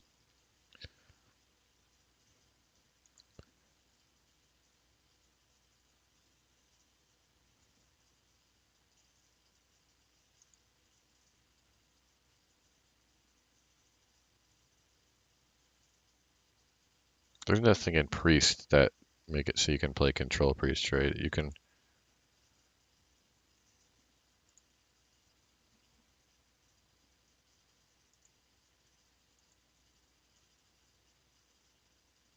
Let's try and do a Control Priest. Because I don't think it's playable. This will probably be like one of the weaker control decks. It's not really a thing, but it has like they added a couple of really fun cards that would go well in it. But let me just see.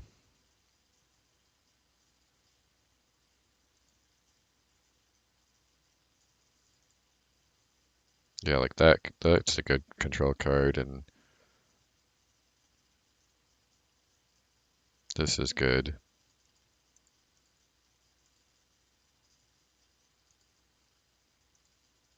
I think I like having two of those, and then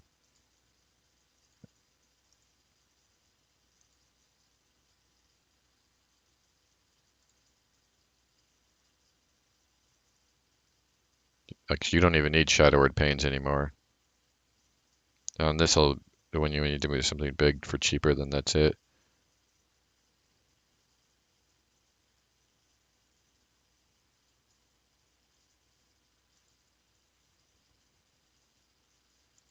And then we have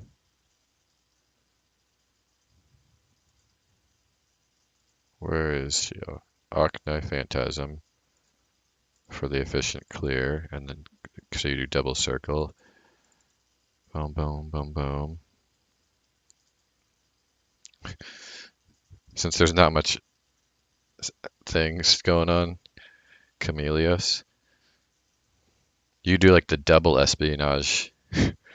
Let's just go for a fun one. Let's throw Chameleos in. Then you can like scout their deck, and you're like, oh, okay, now I'll use the for the Madame Lazul because I know that they have that card in their hand that I want to steal, so I have like a guaranteed. You get like two copies of something really good.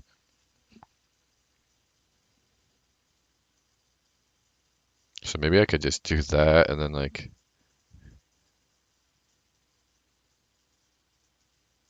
I like play those and then save one of these to drop it and then like I have like heavy draw. I would have to have like a good death rattle, right? Or I mean,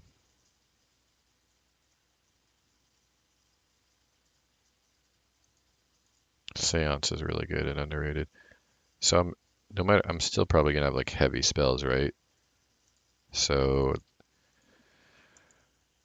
um Grave Horror is just good.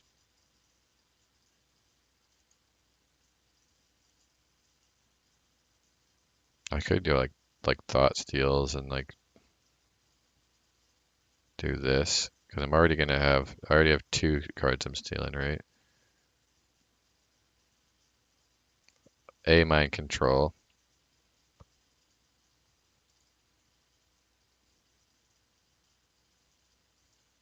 This card isn't very good, but is it good in this deck?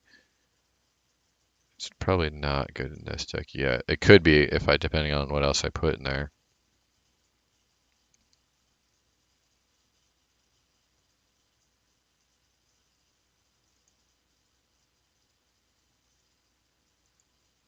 Do I want to do like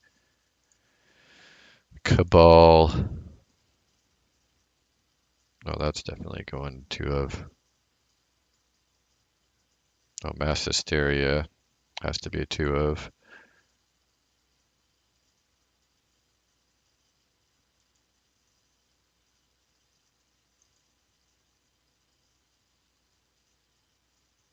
Is Omega Medic good now? Because you need healing, and I don't have like any healing for self, and then like that's playable later.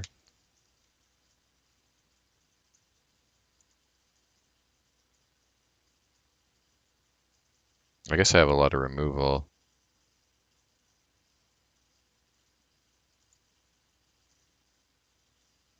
Because this is...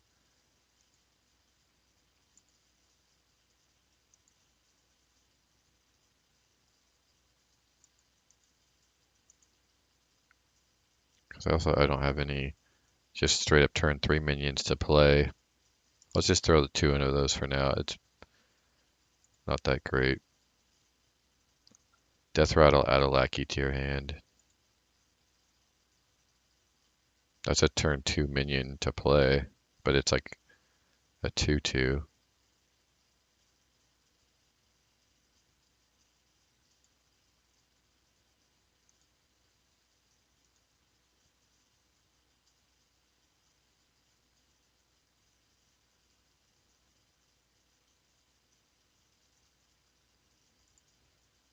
Shadow form.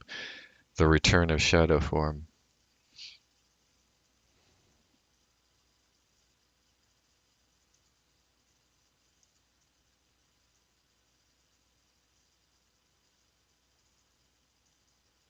What about Reckless Experimenter?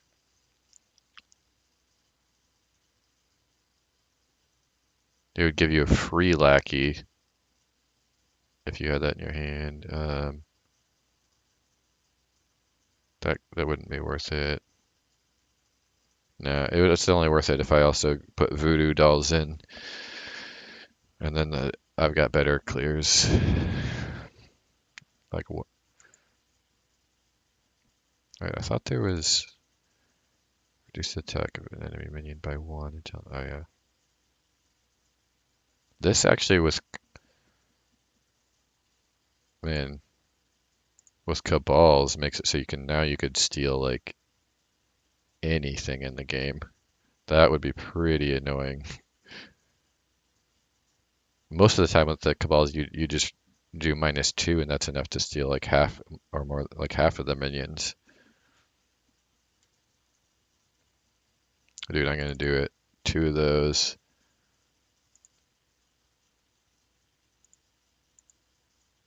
Double Cabal.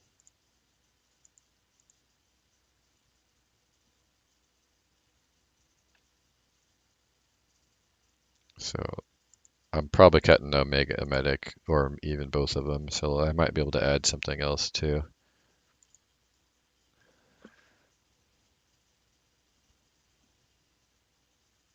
Is this is this Evil Conscriptor good in this deck? I don't.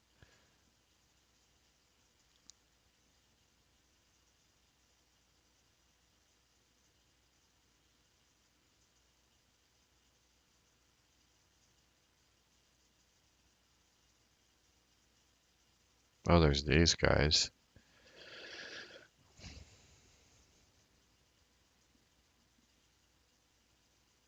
I feel like another like 1-drop would be good for Powered Shield or like another 2-drop that I could heal. Yeah, I don't have any. This isn't a real 2-drop, so I need a 2-drop. I can't. This is a good 2-drop, but I can't heal it.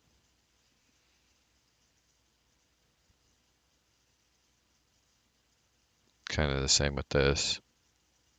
It's a decent 2-drop, but I can't heal.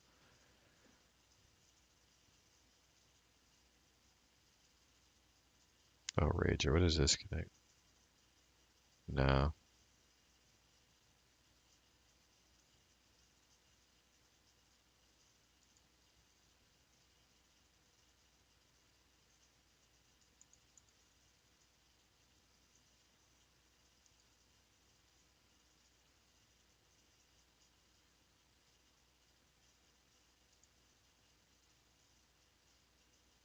Oh, there's this.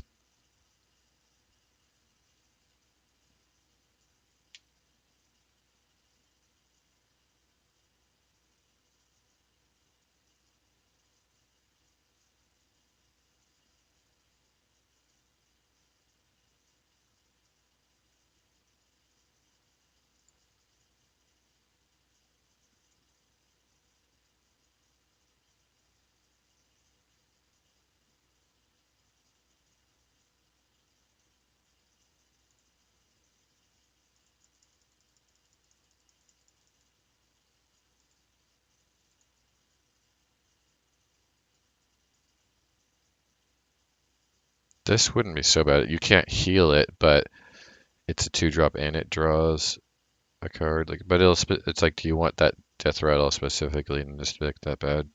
Because that means you're just gonna consistently.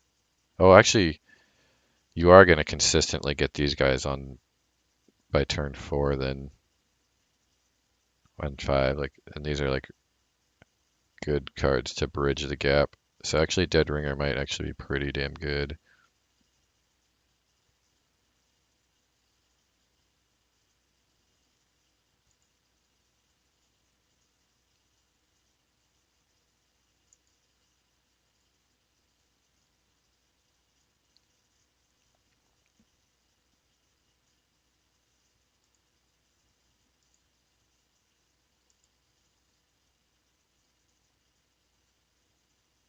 So what is this deck? How is it finishing? I'm stealing their minions and then playing these guys for cheap. And then like, yeah, I'm stealing their minions with Cabal and the Mind Control and dropping these guys for free and going in and just like removing everything. So like, but that means I have like mid-game removal, but I need like something mid-game to play. Oh, I guess these are good damage mid-game, but not these. That's like kind of worthless mid-game, but it's something.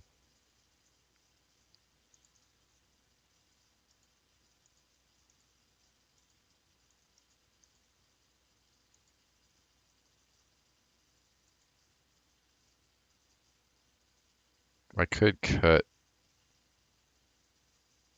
a Shadow Word Death since I have like 2 Forbidden World, but then this is going to be like later on, it's going to cost like 8 mana to kill like an 8/8 or something.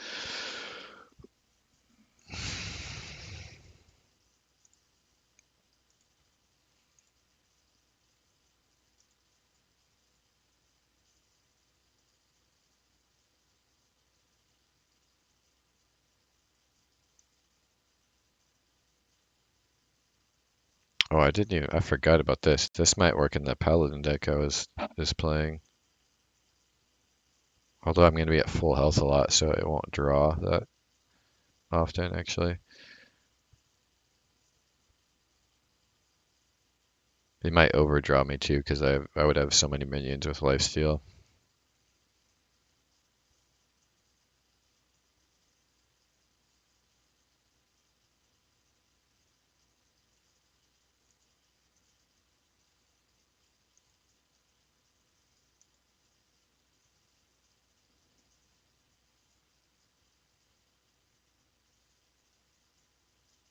Or wait, do I want Loot Hoarder over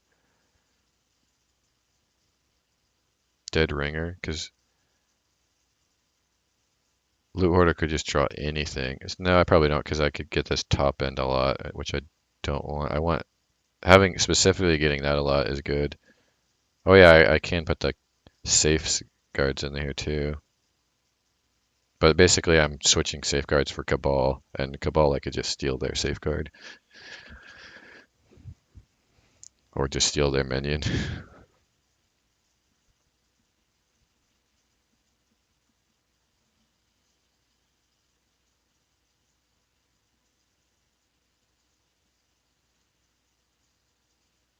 Am I going to be like forced to play this a lot on turn 3 if I don't?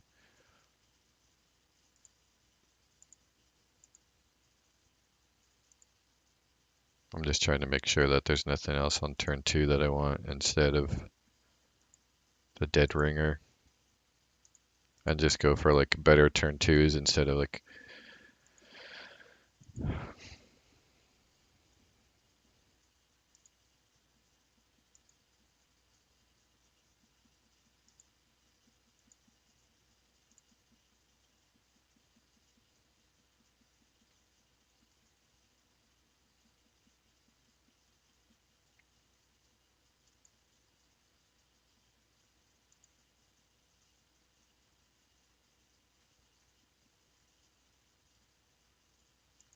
Yeah, let me just, so I just cut cards.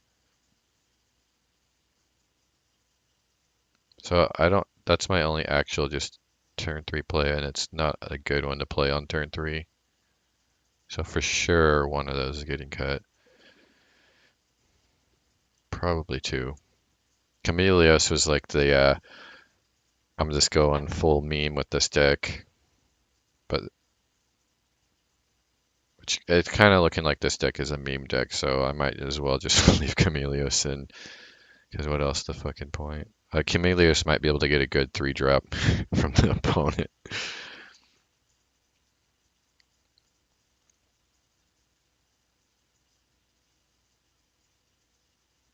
That'll be the job. Either get card that's a busted in this deck, or just go for a three drop. And just healing for 10 might as well not even heal for 10 at all, even if to take those out.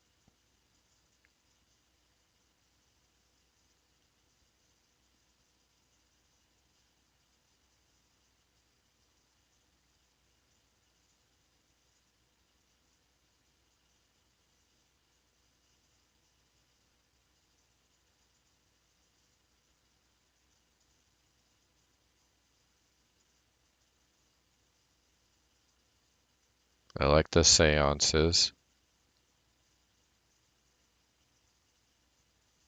Wait, what about that? I have one, two, three. I have three cards that cost spells that cost more than five or more, and they're all spells that you hold even after you draw them, even if like you could play them. Oh wait, what about Vargoth too? Or like Circle of Healing, Seance.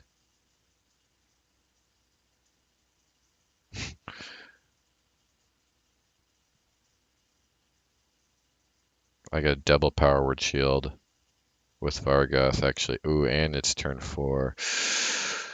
Ooh, I don't have much else. No, I'll always be playing this on. Not always. If I Yeah, to get with this deck I have, it's a high chance that I'll have this on turn four, so I'll almost always be playing this. Oh wait, but this is a turn five, right? So unless I draw this, right?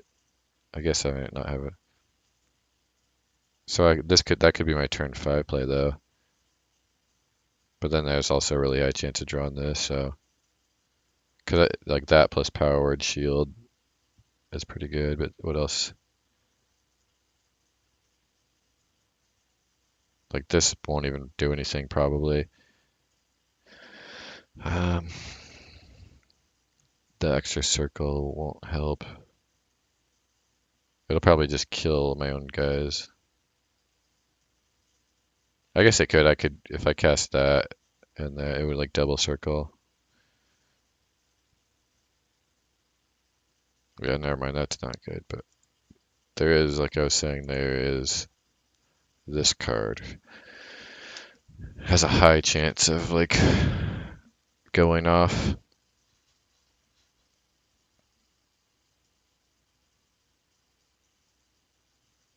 But I'm gonna have to cut something else at the end to put it in. I would basically probably be cutting that, but that's like a good. It's taunt and like it gives me a good chance of having to play. I guess that would increase the chance of that being drawn on curve, but this being drawn on curve isn't completely necessary. I don't know.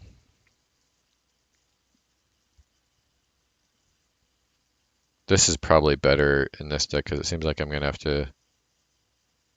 Yeah, it probably depends on game to game because I'm gonna be relying a lot on stealing their shit, but I won't be doing that till turn six. But it's like I need to keep the board minimized, so like I mean this helps though.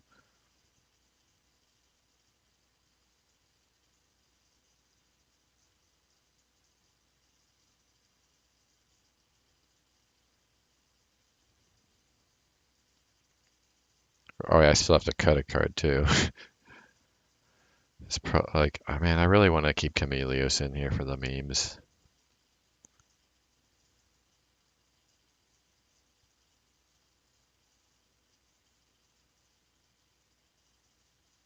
I could just take out mind control.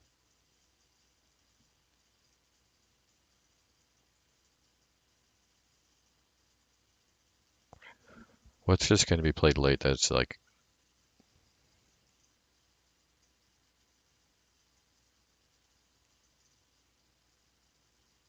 wonder if you steal that dragon from mage with the mind control, what happens? You get your next spell for free, or that you already cast your first spell.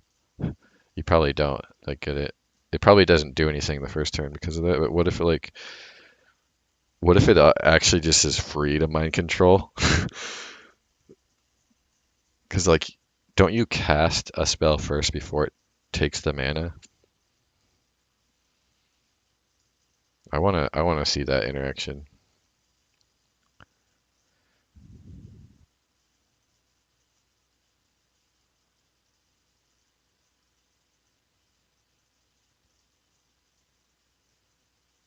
I guess this would be good, but it's like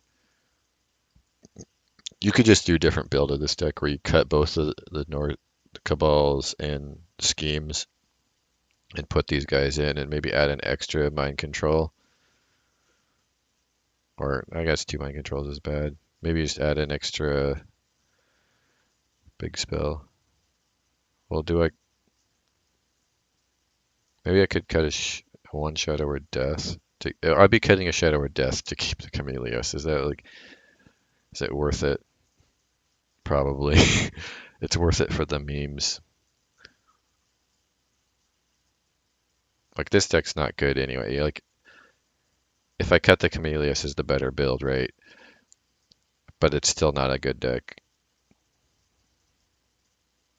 Or is it?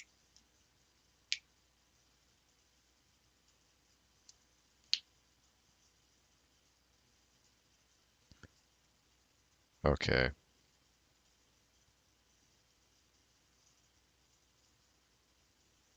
Also, Camillus is another card that I can actually keep in the early game and just like play on turn two or three because I have nothing else. I get like copy their two or three drop if I get stuck with that, and if it's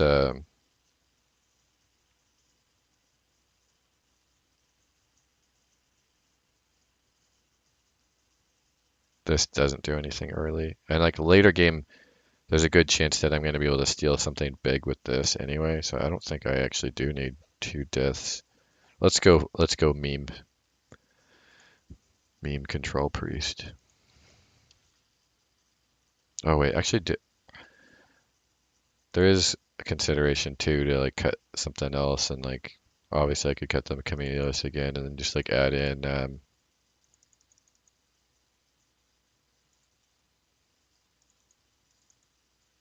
because it would be just as memey and actually probably better overall if I cut Camellios and put this in.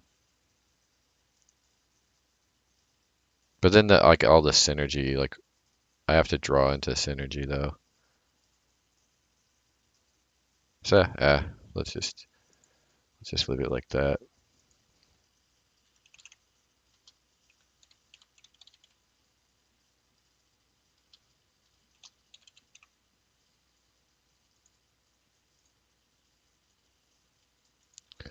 This there's actually other decks I'm a little more excited about, but this deck's so bad that if I actually ever wanted to get wins, I might have to open up with this day one.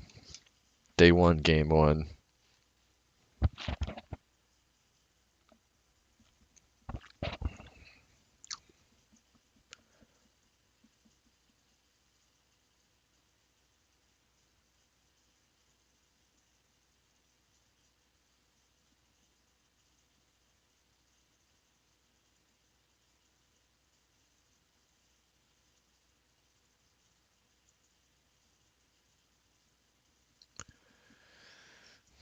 Mm, mm, mm, mm, mm.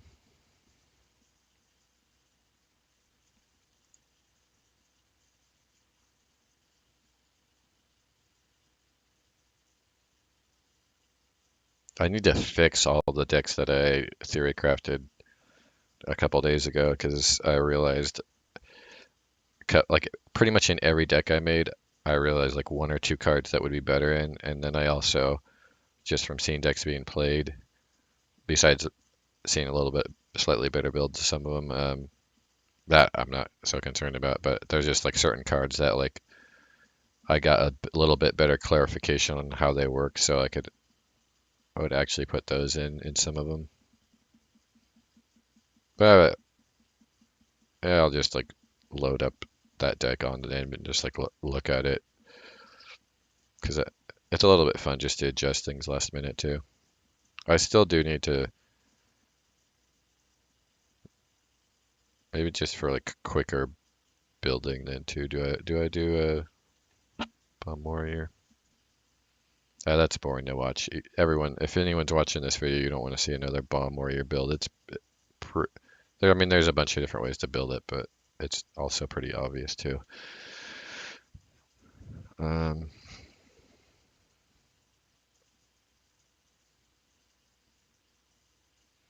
so yeah, actually, I've built a ton of decks so far.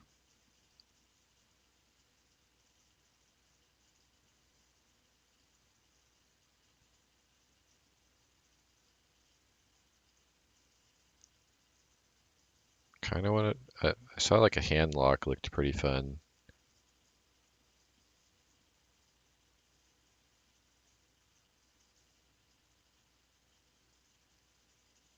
There's also like the what's it called the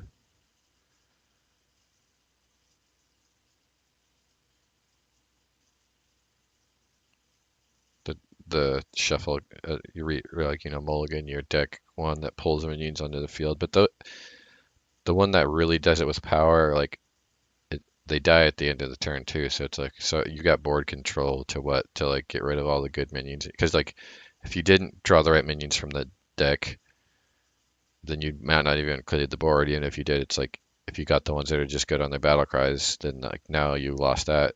And if it's your big minions, well now the big minions are dead too. I like the only way to really do that, you're just gonna have to do like a mostly death rattle deck, and like I don't think there's enough good death rattles right now. Let's just look. Like warlock and neutral ones, like death rattles that actually leave something behind. That is, if there is, I'll actually try and build like a death rattle recruit kind of deck.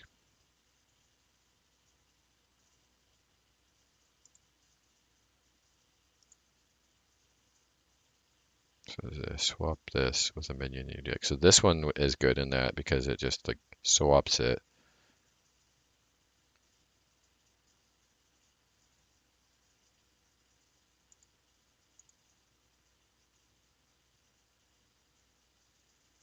Like these ones don't work. Well, that one kind of does. That one doesn't work with that.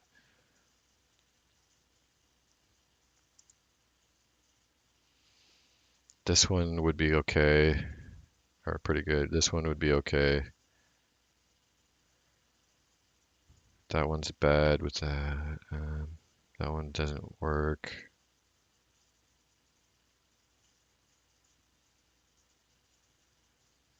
That one like super clears, but that one's like not good, not great. Well, yeah, that's only the only death threat. Well, there's literally only 6 new death rattle, 5 neutral death rattles, and 1 warlock one. That's all that got added. So yeah, it's. Wait, let me make double sure on the regular neutrals.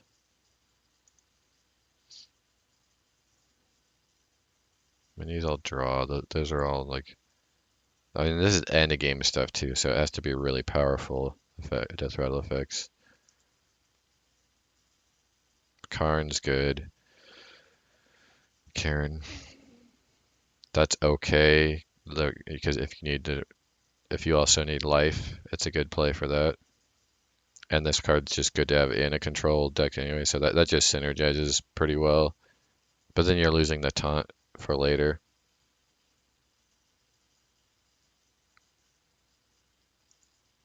Oh, that's okay. That's okay. That's pretty good actually. That's really good.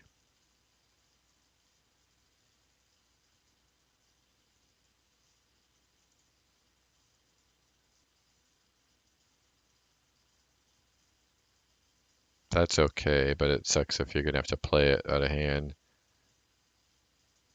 That's the same deal as like if you need healing, that's good, and it'll help.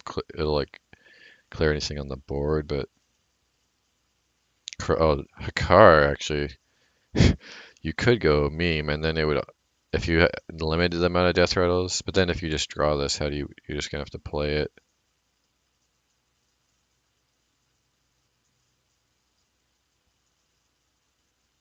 And also, if you play that card, that means you thinned your deck out by like a whole hand's worth. So you're probably going to be behind them on fatigue.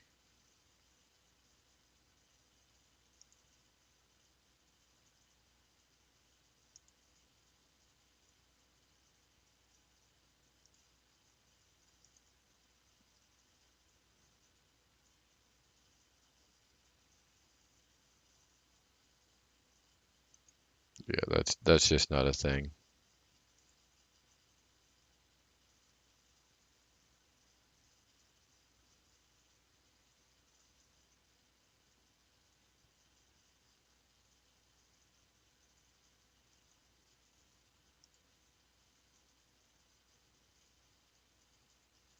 Hmm.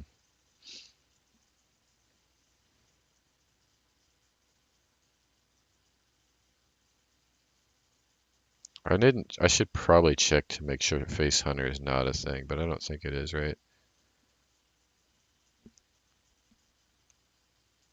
It's just gonna completely lose out board control to a Murloc Shaman or Secret Paladin.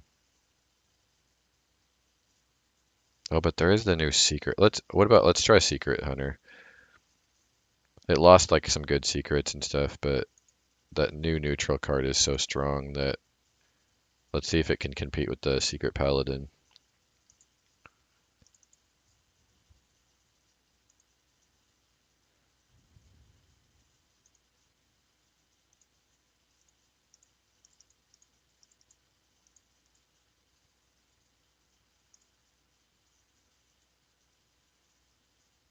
It can definitely if you play this. So the deck that it would lose out on big is Secret Paladin and Murloc. So you like had you just play one of those to like improve that matchup a lot. Double freezing, double that. Eagle Horn,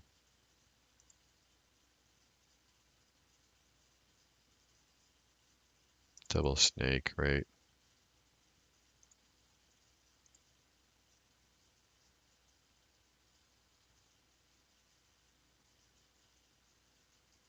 You really put an advantage if you put this because they are going to play a lot of three cards in a turn often.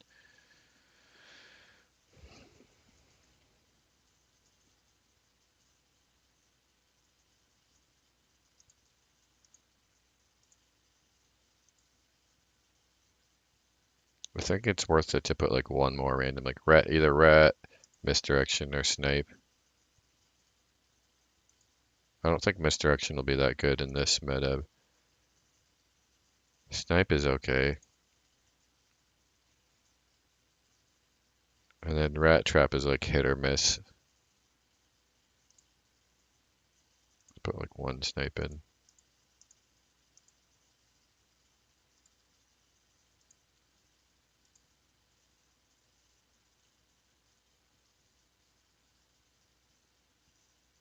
Is this worth it? So this is going to be a more aggressive, a deck where you want to get board control early and do a lot of damage early, and then just go over the top for a finish. So this is more value than board control. This is, I think then this goes in here, and this is good early. Also, you can just do two little extra damages, and then you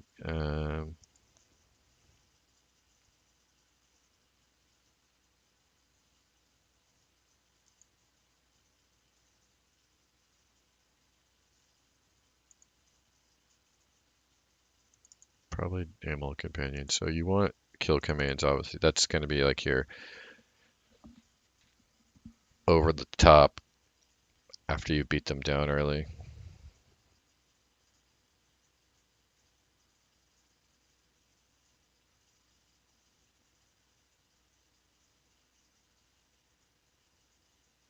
Is there any good aggro death rattle minions that are early game aggro death rattle minions? Where that would be.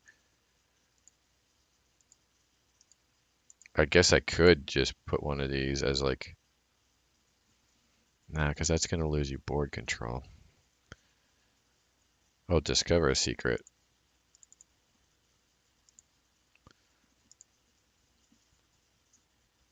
There's no like secret reduction left now, right?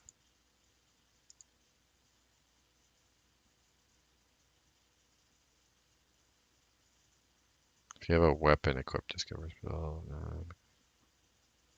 Oh, at least a deadly shot.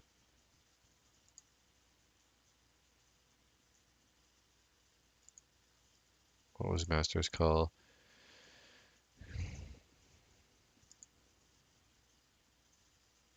Unleash the Hounds.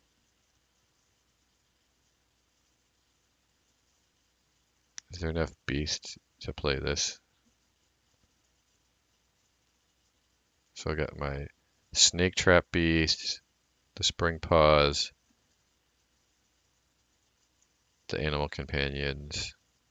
Nah, they're all one cost in the Hounds. They're all like one health beast.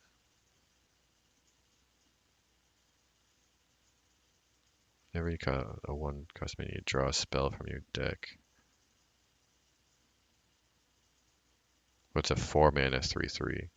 So that's more of like it is a way to draw out stuff if your deck is like if your hand's like thinning out, which it would with this build.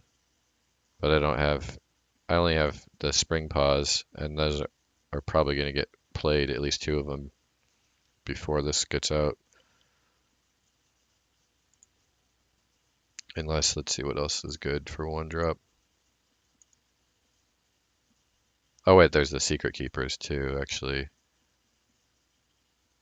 So actually, with just that, that's 6 one-drop minions. So actually, I think this is going to be worth it. And then it would be more worth it to add. I need more 2-drop minions though, or 3 drops.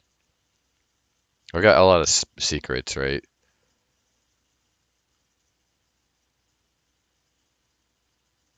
So I actually got a lot of turn 2. I need turn 3 minions.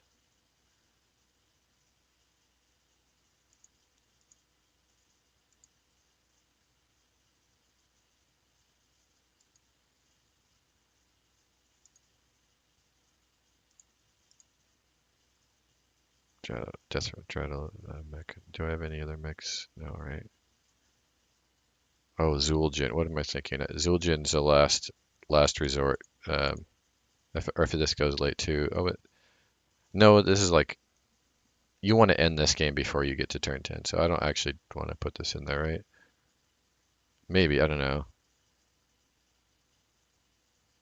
I wonder how, yeah, you want to like win this. But if it goes like a little bit slow,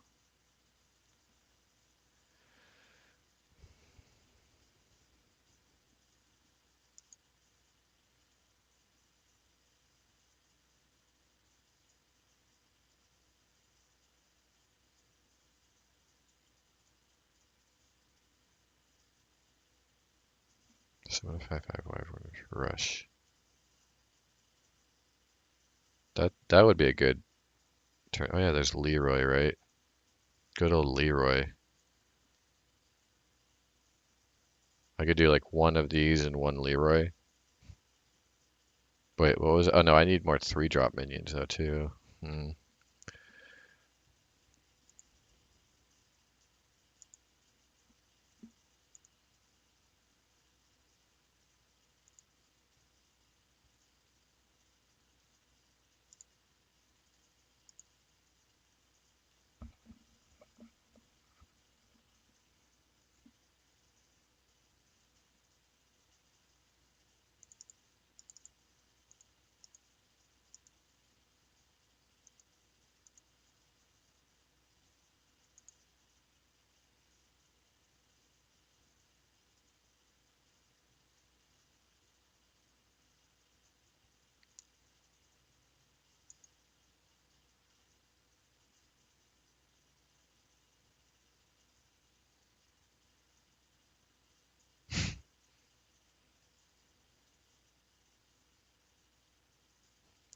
This guy would it would be a good chance of getting a secret, so it'd make flares like better, but I don't want that, right?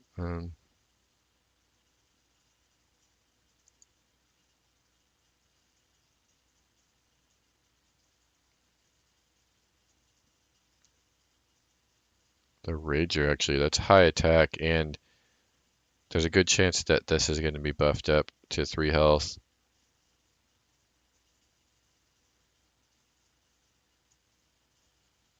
And all the animal companions are like, well, Huffers would be bad, but the other two are 4 health. But I have a lot, I would have to play this on an empty board a lot, so that's really bad. This actually wouldn't be too bad because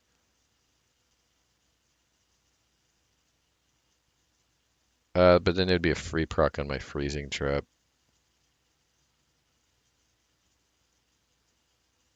But the explosive trap would just kill the Griffin, and I'd have like a 3 mana. Oh, and it's a beast too. That would also enable my kill command. Let me think about this. So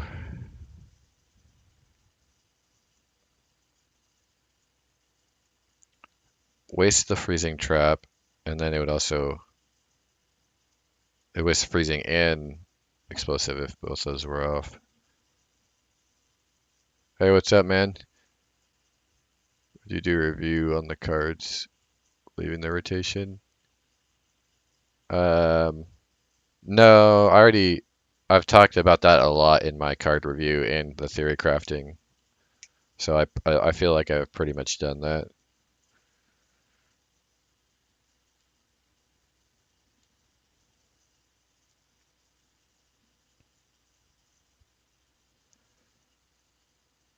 Actually, I think this might be good in this deck. But wait, let's see. Let me double check. So snake trap, if he like trades the 2/2, then I gain all the snakes out of it. You know, I'm gonna put this in here.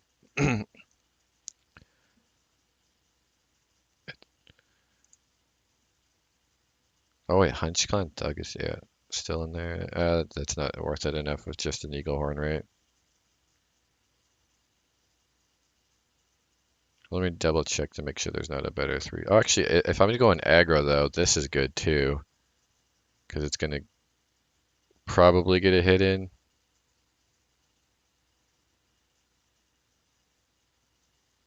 But it's more of like a fight for the board aggro, right? I don't know, because I'm not just going face, or am I? No, you know what? This card's kind of fun. Like this isn't gonna see play much ever, or is this just more consistent?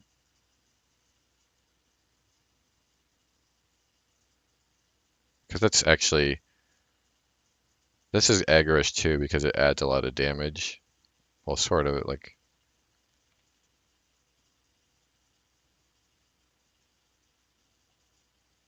it also gives them a way that if I have like one of these guys that got out of control quick, it gives them a way to like double trade when they didn't have an extra guy. So maybe not.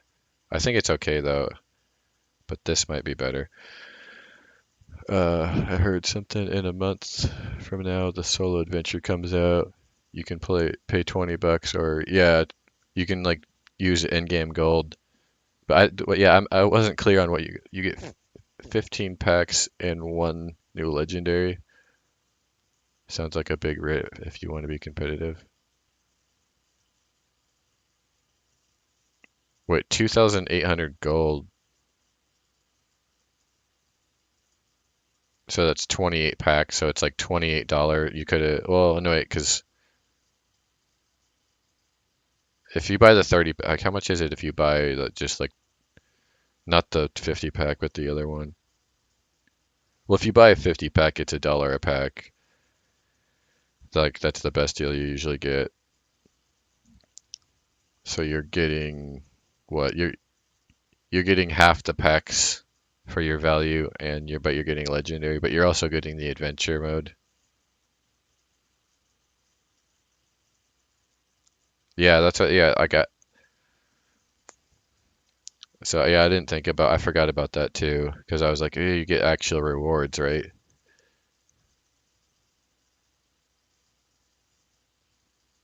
But a guaranteed legendary. How much is that worth? Like, how many packs is that worth? Probably. Like dust wise, that's a lot of packs.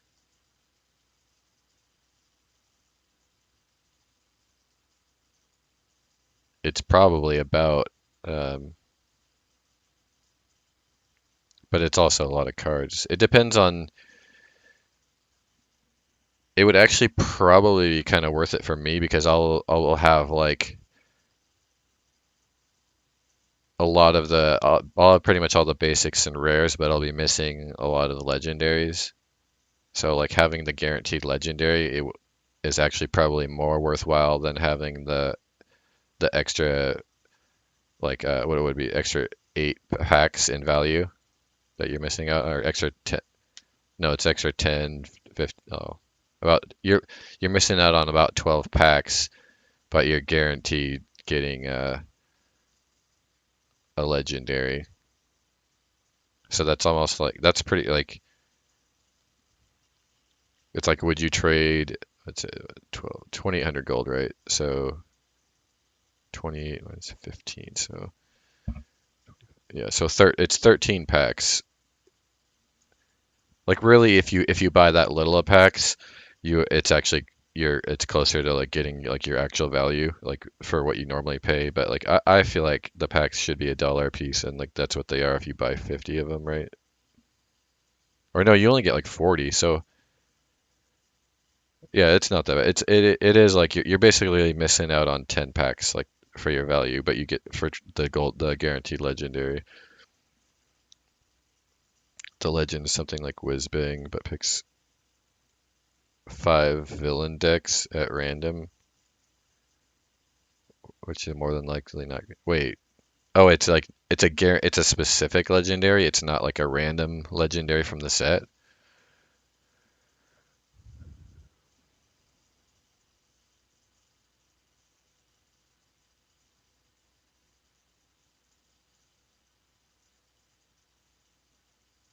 Or is it like is it like a adventure mode only legendary that you can just put in any adventure mode deck?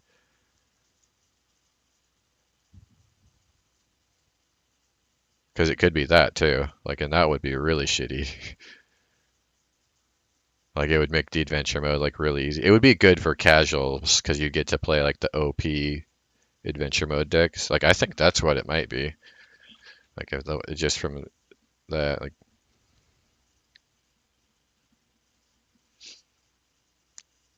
so yeah. If it's not a actual like random legendary, then that's definitely not worth it. Because yeah, if you're like me, where you have like you're gonna need like a handful still of legendaries still, then it would be arguably better than actually having those extra like 12 packs because it would be like when you first open packs in the set you get the pity timers down to 10 and that's like awesome and then but then it resets to 30 after that and you usually only get a legendary like one in every like 20 to 25 so you're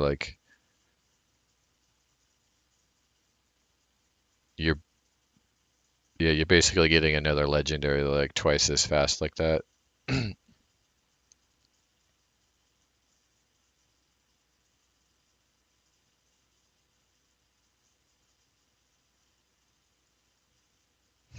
You get some random deck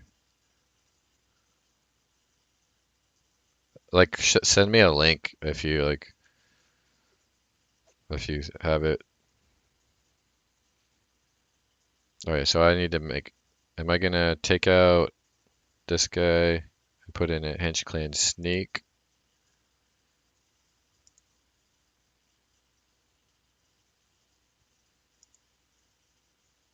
Oh, actually, I could. Ornery Tortoise is good too. because that's also a beast that enables kill command, and I don't care about my own health.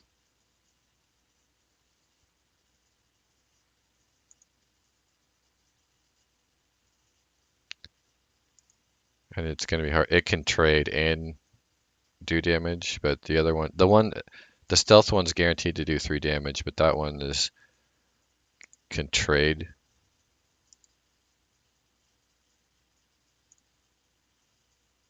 And probably do more than 3.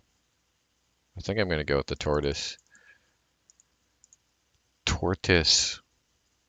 All right, what's that?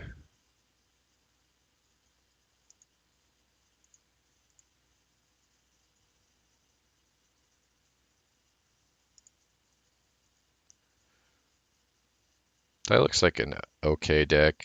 It definitely does seem weaker than the Secret Paladin though, and the shot like Murloc Shaman, but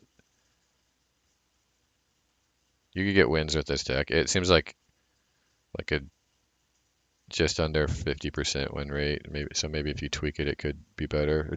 You add like if there's a lot of paladins, you add a second flare.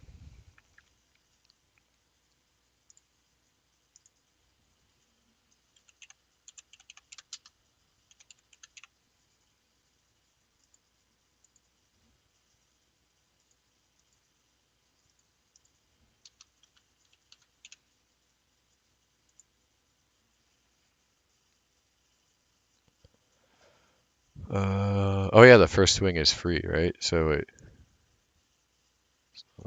every time you queue up, and the first swing is so everyone gets the first swing and the remaining one. Do you get wait? So do you? But for in the first swing, if you beat it, do you get the 15 packs or what and a legendary? Wait, so you just get that one free, or do you have to? You only get that one when you beat. Oh wait, the 20 bucks or 28 gold is for the entire adventure mode, right? Right, like for the rest of the wings, 700 gold each.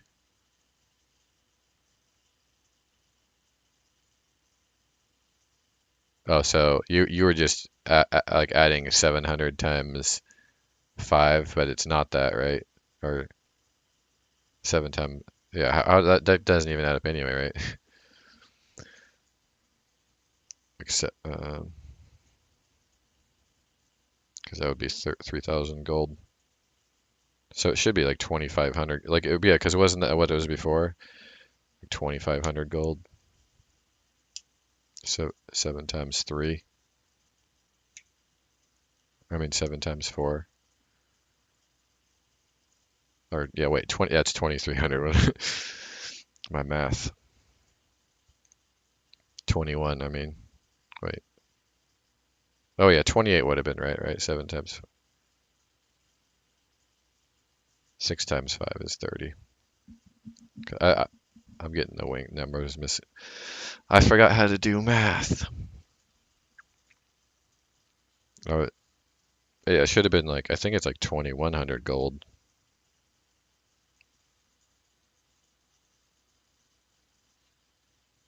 Or do you get it like cheaper if you do the whole thing at once?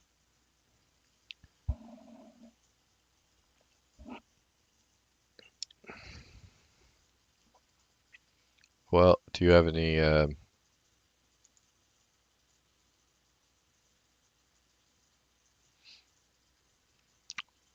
I don't do math, man, ever. No, I was just like I was getting the numbers mixed up in my head with like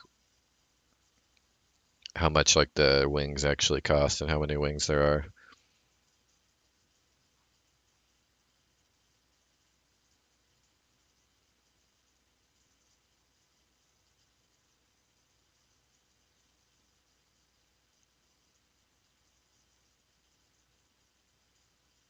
Yeah, I think I've pretty much built anything I want to build for now. I can't. I mean, there's more stuff. I just can't think of it right now. Is there any decks I should build, you think, before I get off?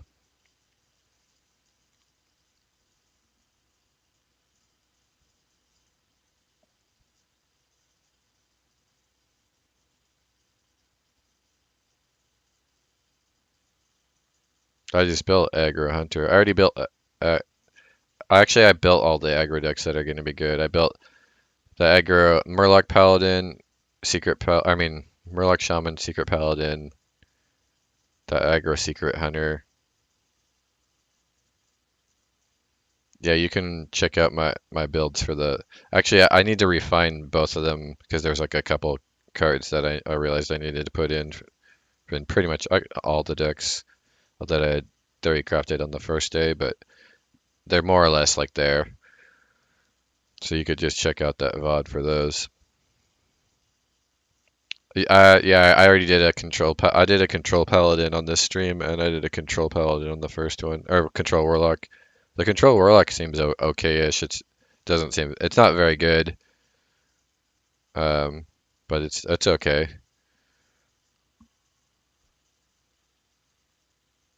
I actually didn't build the bomb warrior. I just built a regular control warrior. But like that one, that one's out there. Like everybody's built it. You could watch everybody's stream. That's why I didn't build it yet because I'm just gonna like if I play it, like everyone's gonna be playing it, so I don't want to play it on day one. It's just gonna be people like running bomb warrior. So and if I do decide to, I can just like build it like in like like 5 minutes real quick or yeah, I did a control shaman today, and then control mage. I did like actually did I was my mage a control mage? I can't let me look. It was a minion mage, but I don't remember if I did a control one or not because that was actually one of the earlier ones I did.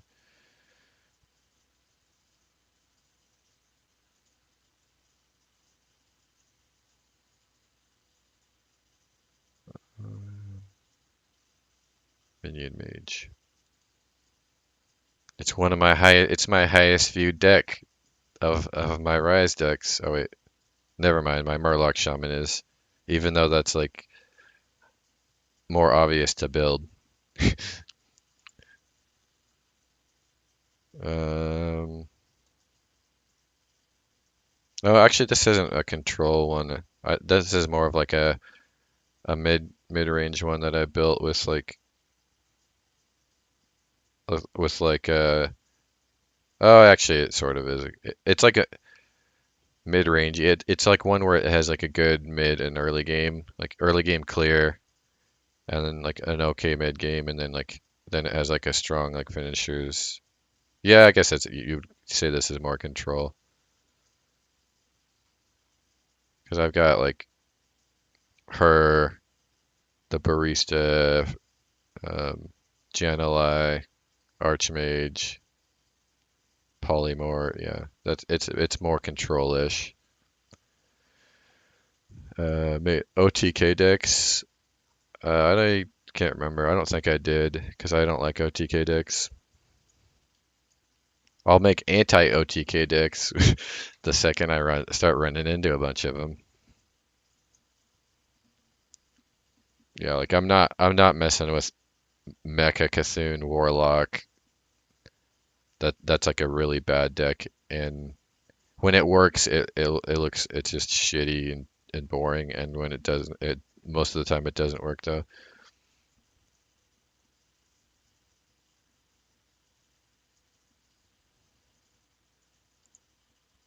Whoops, I could probably go.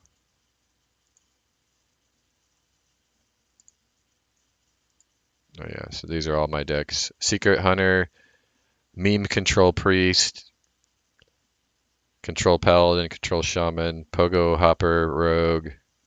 Oh, actually, I could probably build another rogue. I could try to do a legitimate tempo rogue or something.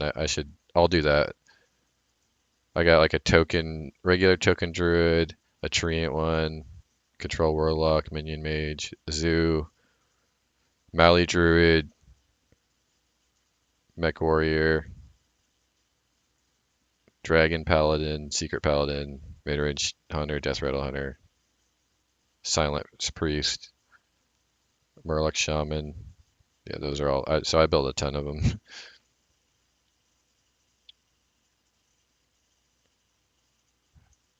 Have you made any? Yeah. Uh,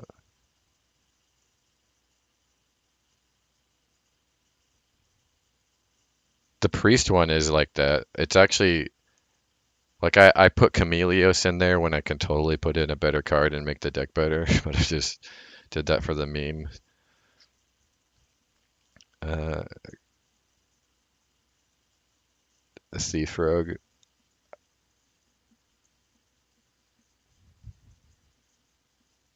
Definitely do like a rogue.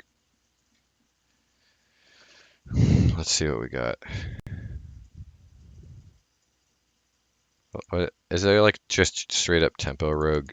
Did it get anything new and interesting?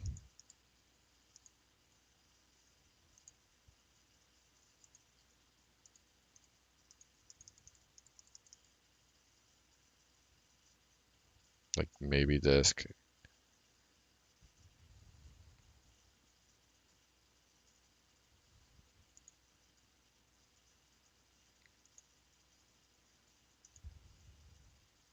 Like that, I guess. I guess the cable, I guess the lackey stuff is what Tempo Rogue got,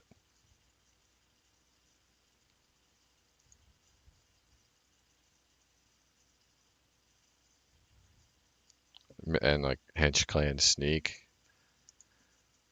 Um,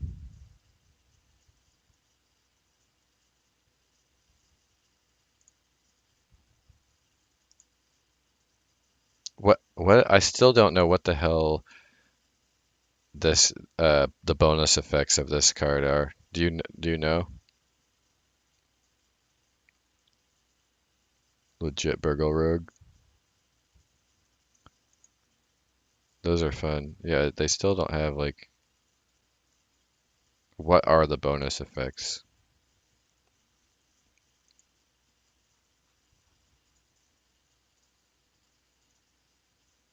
So you can play Assassinate.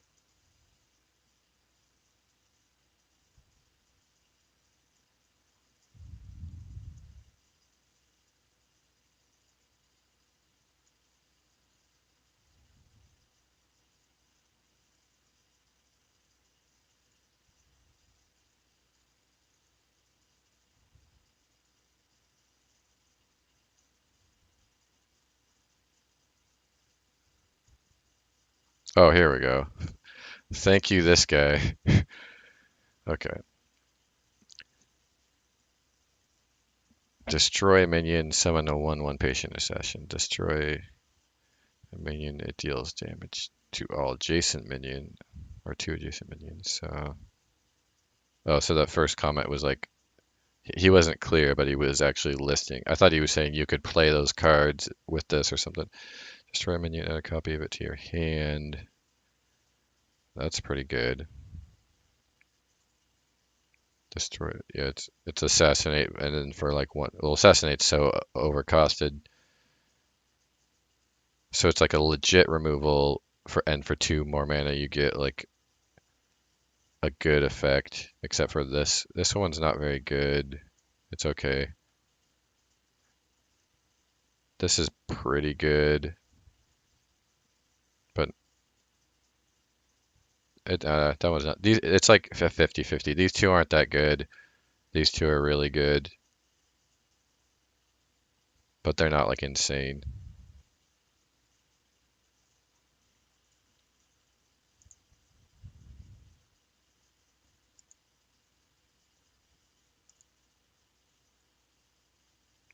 Actually, you could do Tempo Rogue with her in there and like have her as like the top end, and you'll have like backstabs and preps and this. You could really easily fill up the board. Maybe I'll just do two rogues. I'll do a straight up vanilla-ish tempo rogue. Well, no, it won't be vanilla. It'll have new cards in it, and then I'll do like the Burgle one last because the Burgle one's the more fun one. So let me. That sounds actually pretty good. So this probably deadly poison. Wait, is cold blood? Is that rotating? Is that like I mean getting Hall of Famed? Oh, is that why it's not in here, right? Or did I just miss it? Because they actually have they have the Hall of Fames in here still, or on some of them they do. Oh, I guess they already rotated. Yeah, that one is one of the ones rotating, right?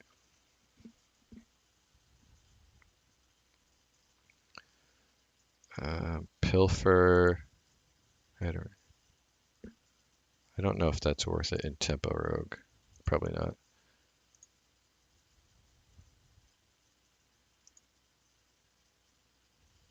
Obviously. Oh no, Cold Blood. Oh, yeah, they changed it to two. That didn't. They're not. They didn't rotate it. What am I thinking? Is it worth? Is Cold Blood worth it for 2 mana? Maybe one. Let's just throw one in for now. Sap. Blink Fox is probably good.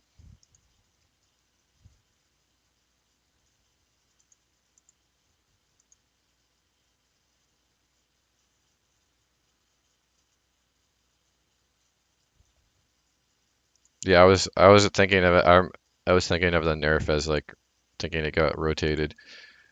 Of course, Van Cleef, Double Fan.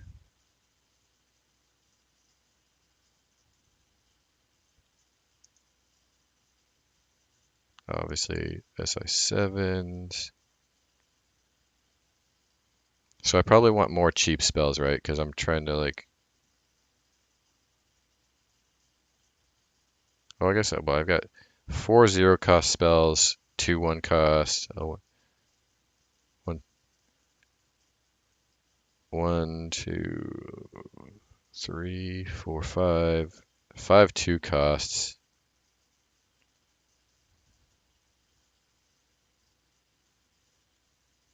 Maybe I want like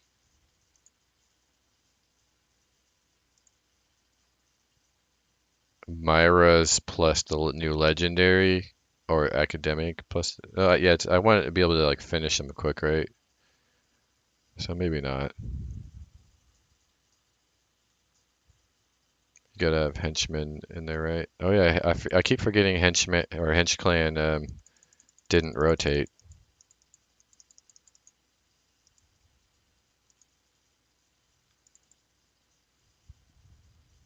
Oh yeah, this guy is. I get both the hench clans, and if that's the case, Cold Blood is probably better. So I'll put double Cold Blood because if I have that guy in there, like Cold Blood at 2 mana is still worth it.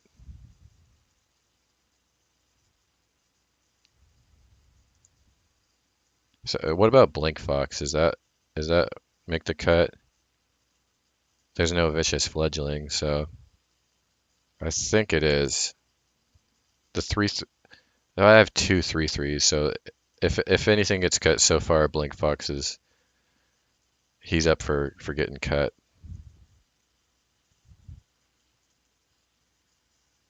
If I have,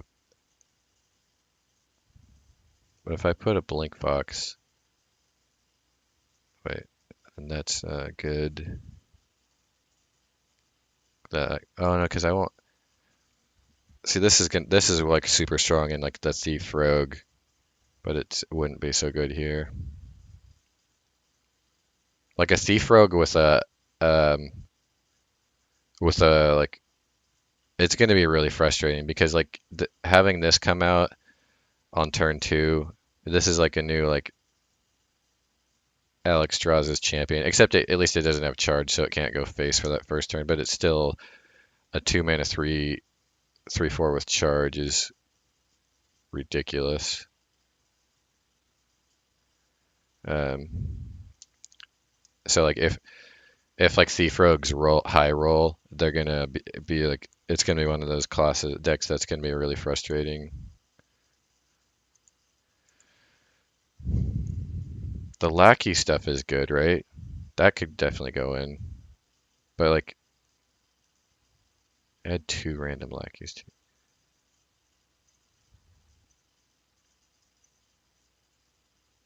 Is this is this can probably out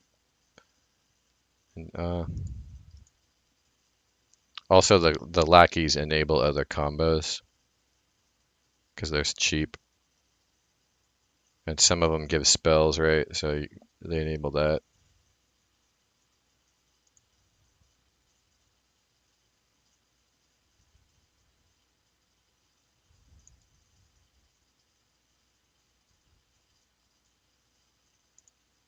Is it worth it to have one of these schemes in here? The only thing that I would really want, nah, it's not, right? I'd rather just draw a lot. I feel like I should probably have like a sprint.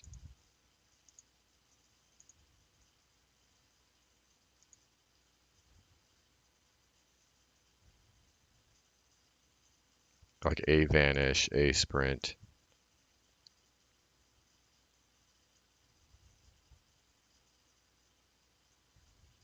I've got like almost my entire deck is just rogue stuff. So Blink Foxes still could get cut, and this guy could too. But I think he's probably better than Blink Fox.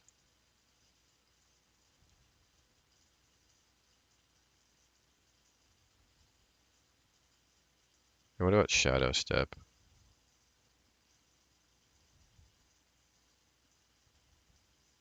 Ooh, this guy with Shadow Step is pretty sick, and that would make leaving him in better. Shadow Step's always good with SI. It's probably not worth it, right? The only thing that Shadow Step works with is like Blink Fox, which probably dies, and this guy.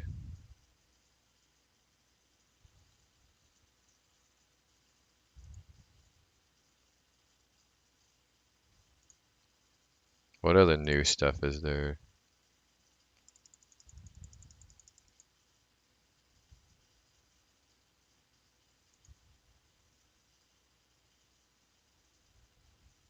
Oh, this guy is actually good for tempo.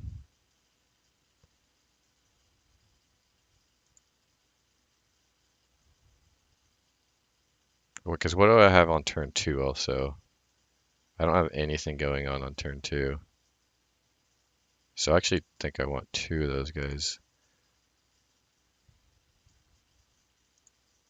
And then I'll cut maybe like a Blink Fox or a Miscreant.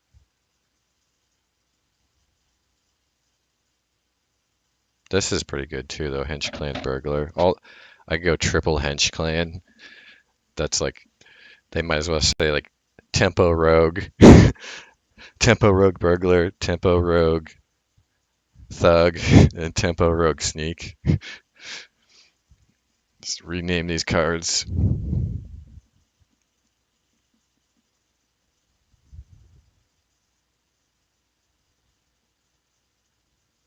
There's always a pirate. That's another thing for Pirate Rogue too. Discovering a spell from another class is pretty sick. That would be a good finisher too. That would be also I could just have these guys instead of this because like what should I? Okay, it's worth considering. So for sure I need to take out a Blink Fox or one of these guys.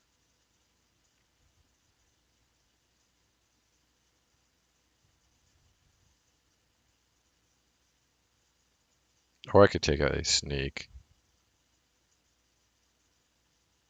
No, I like the Sneak for getting in and finishing the game.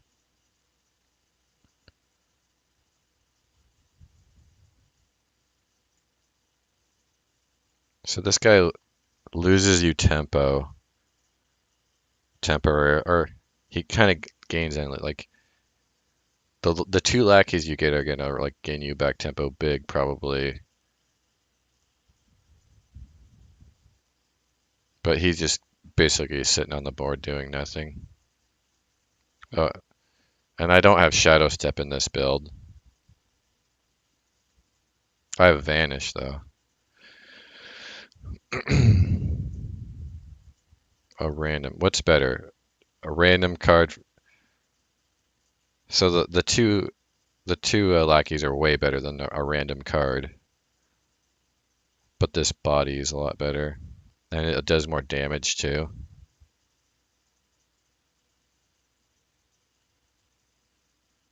And I'm the first couple turns, it looks like oh, I guess I will have stuff to play it on too. You know, I'm gonna cut a blink fox. So the question is do I want to go full hench clan package or mount seller?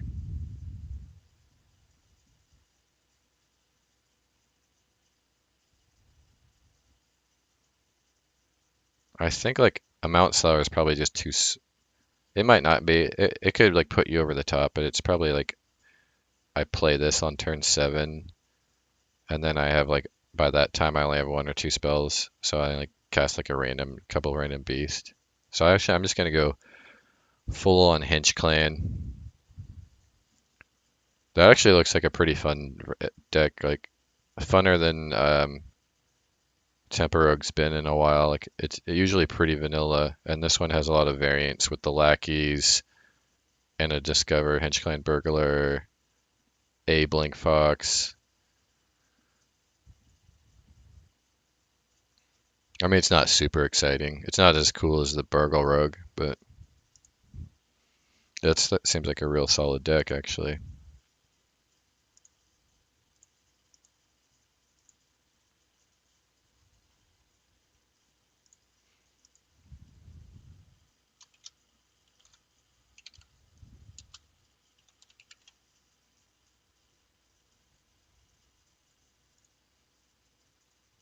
Okay, now we go on. We go on to close it out with Thief Rogue.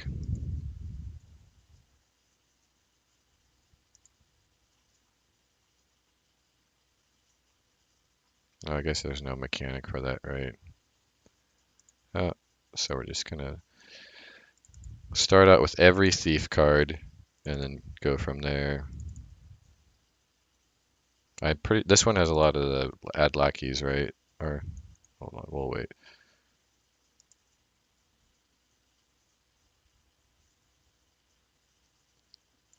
So we know we want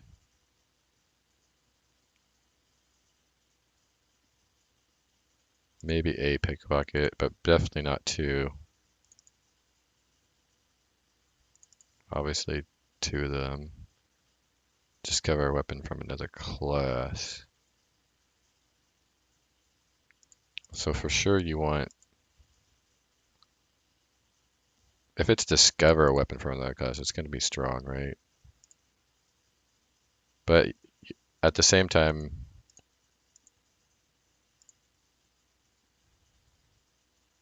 you want like 2 of these to heal up. Well, there's no legendary weapons anymore, so that spell actually got a lot worse.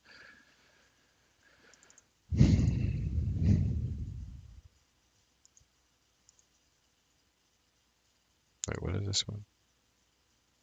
I'll play it now.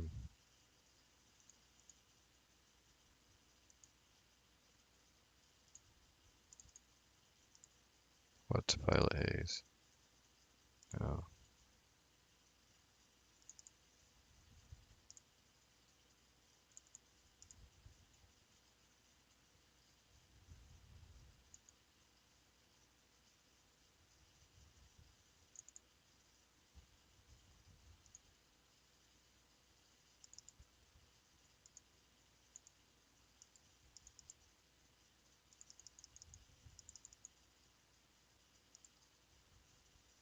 Do I rather have a Vanish or that one cost one that only echoes yours?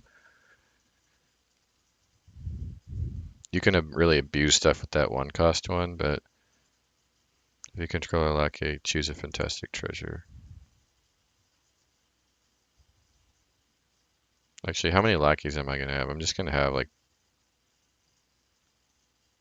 I'm not going to have that many lackeys in the deck because I'm not putting the sewer rats or whatever. I'm not going full lackey.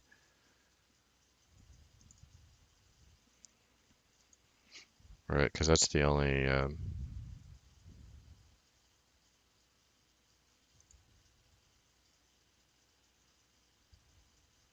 No evil cable rat. It sucks.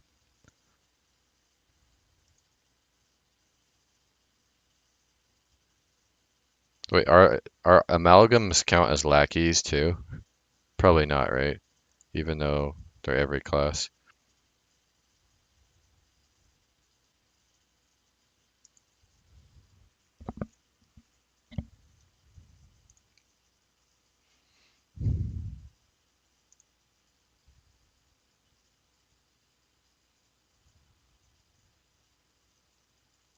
Geppetto Joy Buzz. So yeah, I'm not having this guy.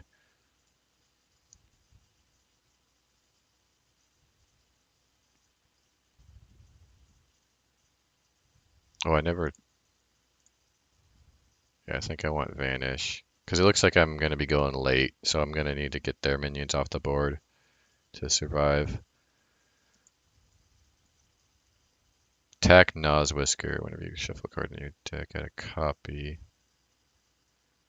No, oh Tess. Well, how can I forget Tess in a in a Burgle Rogue? That would have been close. That was a close one. Do I want a sprint?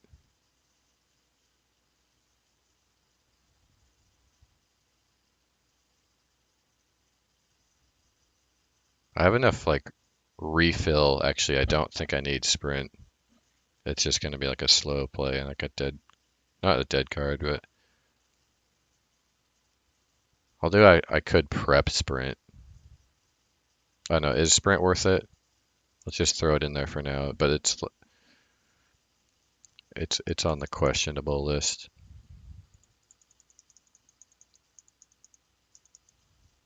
Oh yeah, definitely want deadly poison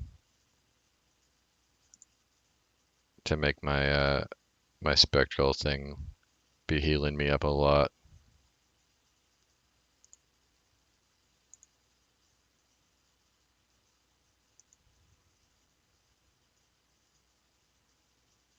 This looks pretty solid, but except for do I want the sprint or not?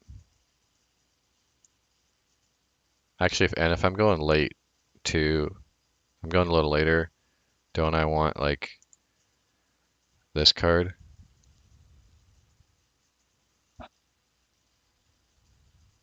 I don't have that much draw though, so it's not like the game's probably going to end before that. I don't have a high chance of like replacing Tess. Discover how to card.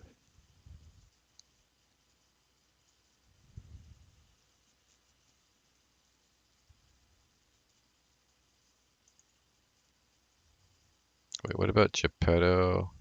I could get Tess for 1 mana. Actually, all these cards just have really good battle cries, right? All these minions. So having almost every one of these would be better if it was a 1 cost 1/1. So I'll put in Geppetto, and that'll be in replace of the sprint. Although I can't prep out Geppetto and I can prep a sprint. What else am I going to use prep on now? I could just cut the preps though if I do that. Well, the random spells I get from their decks, I guess, and vanish. So I could cut preps. Man, but prep is just so strong. Oh, fan of knives. I can prep that.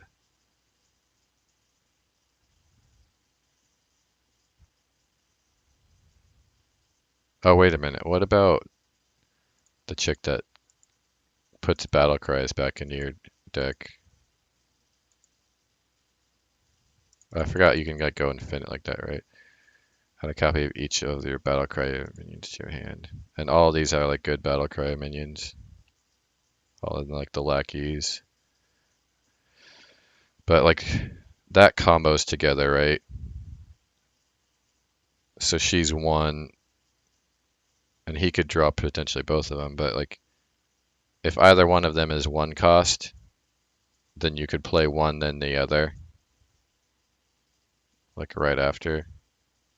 So if that's the case, and I'm going for that kind of thing, then I'll cut the sprint and I'll cut a prep because now the only thing that prep is just sprinting or it's only I'm only prepping out a fan of knives and then whatever random spell I might get and vanish.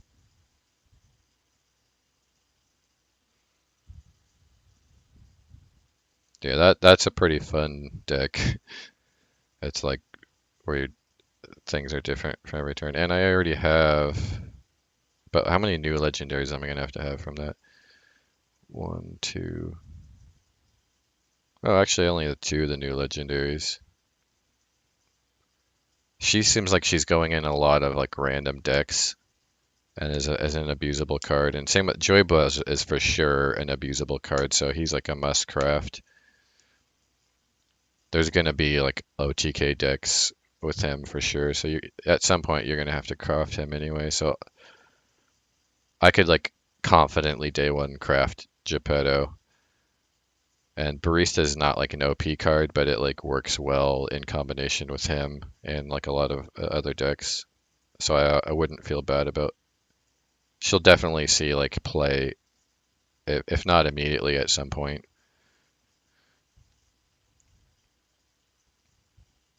And then all these other ones are, let's see, what rating are the new ones? So we got, wait, is Pilfer? That's not new, is it? No. Um, so rare, two rares, two commons, two com, two more commons, a legendary, and then two legendaries, and then everything else you already have.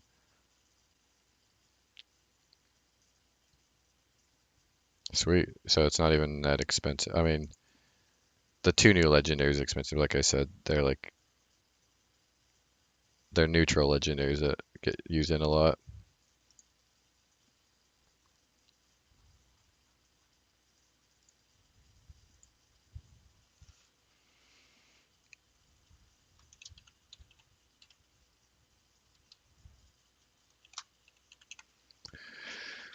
All right. Well, that was fun. I'm gonna get off now, eat some food,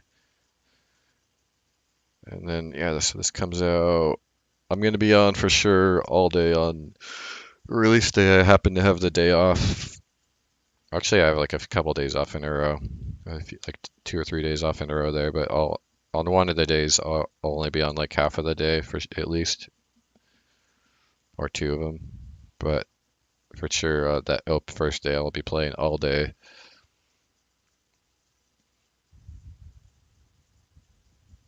Wait, it is Tuesday, right? Because I work a Monday. It's the 9th, right? Is when it comes out.